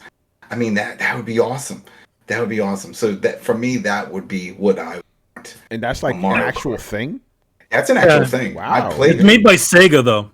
Interesting. Yeah, it makes sense that it would be Sega, It's just so awesome. You get to play Mario Kart just sitting there, and it's dual. And if you get 2 of them and you connect them, then you can race against a friend. The person can log in and boom, and next you're racing. You'll see them on your screen and vice versa. Really cool. When I saw that, I was like, shit, this is what I want. Oh, shit. Shout out to Subgate. He's in the chat. He goes, wasn't that in Chuck E. Cheese in the 90s? I don't know if it went that far back, but I think he's talking about I think he's talking about the one that's like in a Dave and Buster's. Yeah. Again, Wait, Manny, which one did you think? WrestleFest, but Well, WrestleFest be cool. I mean, I play it now here, and yeah. no, that but I would mean be like a legit like WrestleFest thing with all I think it had for the 4 four players. For the four yeah. players, that would be fun. That would be fun too. The thing is, and again, because I'm pretty sure we answered it before, so my answer is the same. If I had room, because obviously I do not have room for this shit, this apartment. I only want one because I'm not really trying to be playing arcade games like that. I want an original X-Men versus Street Fighter. That's what I will want. That would be really cool. Or Turtles in Time. That would be good too. I should talk to the guy who owns a barcade. Like, yo, can I get that cabinet, bro? Dude, Turtles in Time. Let me give it to Fuck me. yeah. Turtles in Time. I think that. You know what? Actually, that's my answer. Turtles in Time because I can have Fuck 4 yes. guys play. Or the old 3-panel X-Men. Yeah, Adam, there you go, right there. You spend most of the time playing Turtles in Time. That's the one. When the kids come in and they just like, and then they just press start and like, yeah, let's play. Yeah, Turtles in Time. Chris. What would I like to own? Or is it? What arcade cabinet would you like to own? Like original, no replica or nothing. Man, I guess I spent so much of high school playing Street Fighter 2. If I would own an original Street Fighter 2 cabinet Nice. with the shitty art on it and everything, my house set. Nice, man. Oh, Barry Burns says I have a CPS3 board with all 3 versions of Street Fighter, but no cabinet. Oh shit. Barry Burton's got everything. Barry Burton likes to make you believe he's only Resident Evil, but yeah, no, he's the man. Brett, I guess yours is also Turtles of Time, Mr. Murdoch. Let's see. I would have to say that's number 3 actually. Oh really? Ooh. Yeah. This has got intriguing. Yeah. Oh yeah. Number 2. The 3-panel X-Men arcade game. Yes. I was going to say that for mine, but nice. Yes. But really, Tony, it's that virtual one or that virtual fighter. Oh, nice. Yeah, that'd be crazy. The head one, the two cockpit one. Yeah. Yeah, nice. That's a good one. Man, you could give some others. Oh yeah, but I would say the 3 X-Men thing. That one was awesome. I would go with. One that doesn't get talked about much, the Sega Spider-Man game with Black Cat and Neymar. Yes, that was cool. Oh, the old beat 'em up. Yeah, the beat 'em up. That game does it's everybody talks about the Capcom ones, but that one's actually really good. Isn't that the one with that giant Venom? Like that shows Yeah, up? he shows up and he grows like giant. Yeah, that one. And Kingpin was in there, I believe. You got to fight him. That was a good fucking game, man. Yeah, motherfuckers don't. That was a good one. I always liked that game. Yeah, that was. That was. And I had like that. That was the first. That was the first Spider-Man arcade game ever. I think the only one I ever played. I think it's the only one. I think it's the only one. Yeah, that was really good. I'm glad you said that. So yeah, the X-Men one, the Spider-Man, the full X-Men one, the full Spider-Man one, and like Yo, hold on. What is that fucking noise back there? That's right. That's me. Sorry. Go ahead. So the last one I would say, I always really liked this one was the Terminator shooter game. Yes, that was awesome. Yeah, that one was pretty awesome. Yeah, that was awesome. And you said like it had like Arnold do. They had Arnold do all the different voice things. So like when you put the quarters in, it would go excellent. Yeah, that was a good one. Terminated right now. All right, the young guys here, Carlos and Brian. Do you guys even care about this shit? Not as much as you guys. I would go for a Marvel vs. Capcom 2 cabinet. Ooh, that's a good one. Turtles in Time is good too, but I think Marvel vs. Capcom 2. I think I played a lot during my younger years, so. Yeah, I'll go with that. Yeah. And Brian, you said you like arcade sticks, so what cabinet would you like to have? I have no idea what cabinets are even out there, so I can't really answer that. Virtua Fighter. Yeah, what about like a Tekken arcade cabinet? I don't know. There you go. Yeah, that'd be cool. Yeah. There you go. Tekken. Right? Can't go wrong. You can't go wrong with Tekken. Yep. Like OG Tekken, like your first one, or like Tekken 2? Tekken 3 I liked quite a lot. Ooh, Oh yeah, that one was a good one. that was an arcade, that- wasn't it? It was, right? Yeah, it was. It had had that really cool the track mode where you saw Hong, no, I think Jin doing all the different martial arts, Yeah. That's and it would cool. it would cut between all the different actions of the different characters. There we go. We found one for Brian. What did Barry say? He goes, if pinball counts, I want the Star Trek TNG machine. Yeah, pinball counts. It counts. By the way, shout out to Japan. They have when I went to one of their arcades, they had a Super Mario Bros. one. I'm like, what? Oh shit! Yeah, just- well, they actually did that. That the original Super Mario Brothers actually did have an arcade machine. Yeah, it was an arcade. It wasn't an arcade first. Oh well, there was Mario Brothers and Super That Mario. was- No, that one was made later on. But yeah, they did make an arcade version of that. Nice. Yeah. Um, Actually, I've seen that here. Mm-hmm. Yeah. Actually, Excuse me? Austin has it. Yeah. Well, The Chinatown, arcade cameras. Chinatown Fair used to have it back in the day. Yeah. Paiku Han says Time Crisis 3 or Miss Pac-Man. Good choices, man. Good Yep. stuff. You can get it. Well, yeah. I mean, Or there's a Miss Pac-Man that you can go buy. What was the was it Silent Scope? The sniper shit, game Silent that had Scope, it had the sniper rifle with a monitor inside of it, so you could literally look at it. Yeah, the monitor and the you scope. freaking Yeah, it, that was man. tough because I'd always Yeah. keep looking at the That was- building and like, oh, where's the because you had a timer. Man, these motherfuckers don't know Yeah. about no silent scope, man. Shit. Silent Yeah. scope was great. Yeah, Yeah, that it was fooled dope. you. Had a little TV in scope. That shit is crazy, man. All right, and the final question, I moved it down here of the night, also from Mr. Richard Bailey Jr. This one is... What's up, Richard? Yeah, we're combining TV and video games here.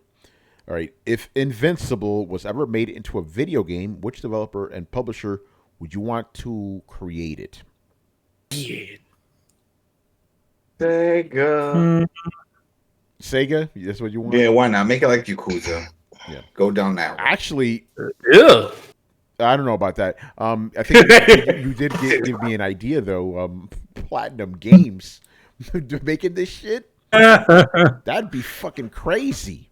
You know? Well, here's the thing. Here's the thing, though. Remember, like, I think Invincible probably has the same issue as Superman, though. No, listen, that name is Yeah. not not correct. Invincible gets Yes. fucked up every. Yeah, he single gets fucked time, up constantly. You know? No, but I mean, like, he's not invincible, but the same thing. He is stronger than most people. Like, who do you have go after him? No, there's Like, a lot of guys. Like if you- again, if he gets fucked up every issue by every enemy he fights. Yeah, Like, yeah. Like, Yeah. it's Well, you don't he necessarily never have really to play knows his- him.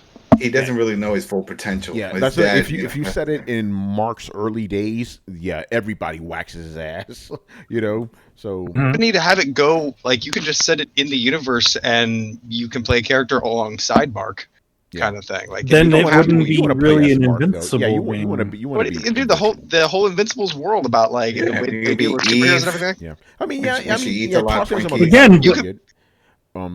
Go Again, ahead. like it'd be weird because of the fact that like it wouldn't be that much of an invincible game if you're playing some adjacent character. Yeah, or you could just do what Dragon Ball Z does, just just do a fighting game and everybody's equal level. Or a beat. I would say give him a beat 'em up, and then that way you can have Adam, Eve, and you could have Robot, and all those That characters. would actually, like a Streets of Rage type of game would be kind of cool. Yeah, kind of like the old school games, like the arcade games, where they like, okay, it's a Spider-Man game, but Right, so that's my answer then. So, or maybe I guess both of our answers. Have Dotemu do that shit. The lizard guys, Lizard Cube. There you go. That'd be awesome. What about you, Brett? Do we lose Brett? Yeah, I think he's probably talking. No, I stepped out. What's going on? Invincible game. Who do you want making it? Sucker Punch.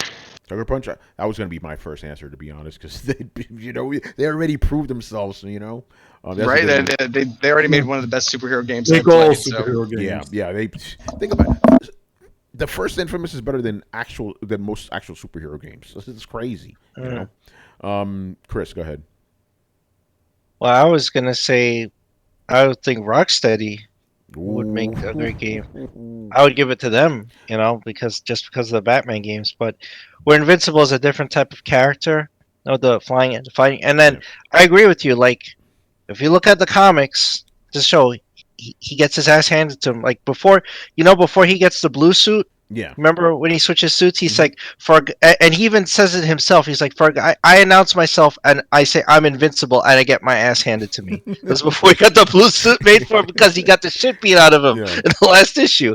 Yeah, so that'd be interesting to take on like um the others like the older Viltrum guys Yeah. because holy shit they fucked him up in the comic. It's like boy Yeah. hey boy Yeah. you get Chris, back just to be Earth and you fulfill yeah, something. careful spoilers for people who are watching the show right That's now. that's a comic book. I know, but just for the show, But yeah, Okay. dude, Chris, I'm just gonna say this: Conquest, forget about it, man. Yeah. Yeah. No, but even in the games, like you throw battle beasts at him, it's like Invincible ain't winning that fight, Yeah. But yeah, no, that would be. There's so many. Oh my god, it could do so many things, man. So many things. All right, what about the rest of you guys? Carlos, you like Invincible, so who do you want making his game? Oh yeah, I think he's muted. Oh well. Going once. Going twice. Sold. Yeah, he's muted. He must be on a call or something because it's always a danger. Even though I'm like, why are you calling it this time? But I guess things that happen. You in danger, girl. What happened? What happened? That's a you in danger, girl. You're in danger, girl. That's crazy. All right, I That's guess from the Ghost. yeah. All right, I guess we're done here, people. Unless anybody else wants to go. Did Brian? Brian, I don't think he watches Invincible. I don't, but you can't go wrong with Platinum Games. Yeah, Platinum Games is good. Well, you can go wrong with Platinum Games sometimes, but most of the time, it's a safe bet. Yeah, action. There you go. Yo, man, they made that whack ass Turtles game. Those will be for vengeance, but we ain't talking about that. All right, Carlos, I hear you now. Wait, what happened? Invincible, man, video game. Who do you want making it? I think I would. I mean, there's a lot of studios. Sucker Punch, I think someone mentioned would be a good one. I don't know if what's it called? Platinum would be a good one because Brian. Just I don't know if the combat would be good. I just don't know if the aesthetic with Platinum. I don't know if they'd be able to pull it off. Ninja Turtles and other shit like that, and Transformers and that kind of the Transformers Devastation they did do that. Yeah. Awesome. Yeah, you're right. Yeah. Oh yeah, that's a good one then. Yeah. Hey, Chris, we got lucky when you were talking about that Invincible thing. Carlos wasn't here to hear any of that, so we're. Oh no! I did because I knew Chris was gonna spoil something. Okay, that's why why I just left. But no, Invincible would not have the Superman problem. He has plenty of villains that can wax his ass. All right, I think we're done here. So let us plug some stuff. Manny, do you have anything? The usual things. Got my DC, got my Marvel stuff. Usual stuff. I'm not exactly sure what's coming up next because I don't get the information for that. But you know what? Keep an eye on my Twitter and all that stuff, and we'll do that. And I mean, as far as future throwdown draws, I haven't made any decisions yet as to when it's coming back or what I'm going to be doing. But stay tuned for that. And also, I might do a couple of more near replicant streams for you guys. Yeah, I'll have to make sure to transfer over all control to you so you could do it on Twitch. Because it's so stupid the way you got to do it now. I got to disconnect it from my shit. So man, you gotta log out and then you gotta log back in. Yeah, but I don't see that often, so I'll log out and let you have it. Be fine. Right, Adam, what you got? We have the latest episode of I Am Negan for Fear the Walking Dead, Season 6, Episode 10. So that's up there. So if anybody's watched it already, I think tonight it aired. Then if you want to hear our thoughts and rip it apart like we did, we went hard on this one. This was, it's been, they've been doing some bangers. It's some good episodes, and this one was not so good. And there was a lot of plot holes and bad edits. Pretty much just a lot of bad edits. Like, oh, we're going to talk to so-and-so. That scene's not in here. Did that happen? Did you guys talk? Who knows? So, we talk about that. So go check it out. I Am Negan over on Coalition, YouTube, Spotify, all that stuff. And it's myself, Richard Bailey Jr. And, yeah, it's fun. It's fun. So that's out there. Yeah, I was speaking about the coalition. So me, Chris, and Carlos have been moonlighting on other podcasts, people. Very shameful. So right now over on the coalition, the YouTube channel, the coalition with a K, and also on the website, you can check out all of the spoiler cast that we have done for Invincible, Falcon and the Winter Soldier, and Mortal Kombat. A lot of fun going on there, and we're gonna do one more for Invincible next week on Friday, I believe. That's gonna be the season finale of Invincible. You already know it's gonna be crazy, and I believe both of you guys are gonna be in for that one. So it'll be good. It'll be good stuff. So check out the coalition for all that, and yeah, that's gonna do it for us people. So make sure you follow Throwdown Show on Twitch. That's 2 words, by the way. Carlos got to look like, Tony, we're not on YouTube, man. What the fuck? You can't find us. Like 2 words, bro. Well, I still think it's bullshit. If you search Throwdown Show as one word on YouTube, nothing shows up. I'm like, isn't the algorithm smart enough to know, like, hey, search for Throwdown Show, like anything, like combinations, you know? Yeah, come on. I agree with you, Super. But yeah, 2 words, Throwdown Show, and then you'll be able to find us. Absolutely no problem. So that's everything. That's on Twitch, Twitter, YouTube, and well, Discord. You got to be invited to that one. You know what I'm saying? But we got links to everything, you know, in the Twitter and all that. Find us on any podcast app again. Throwdown Show, 2 words. We're on every podcast app on earth. Like we're on podcasts. I never even heard of. Like I never heard of this fucking app, but motherfuckers listen to us. You know, that's always good. And of course, there's throwdownshow.com, which is our audio boom page for all the previous episodes, the audios, and links to everything as always down below. And if you're watching us on YouTube and you enjoyed this episode, make sure you hit like, subscribe, and ding that bell. All right. So once again, I was your host, Tony Polanco, and tonight I was joined by Emilio Lopez. See you later, guys. Chris Seeley. Hey, take care, everyone. Carlos Romero. Peace out. Adam Vale. Have a good week, people. Brett Murdoch. It's been real. And Brian Manjoma. It's been fun, people. All right, people. Thursday, you already know. Later. Later. This is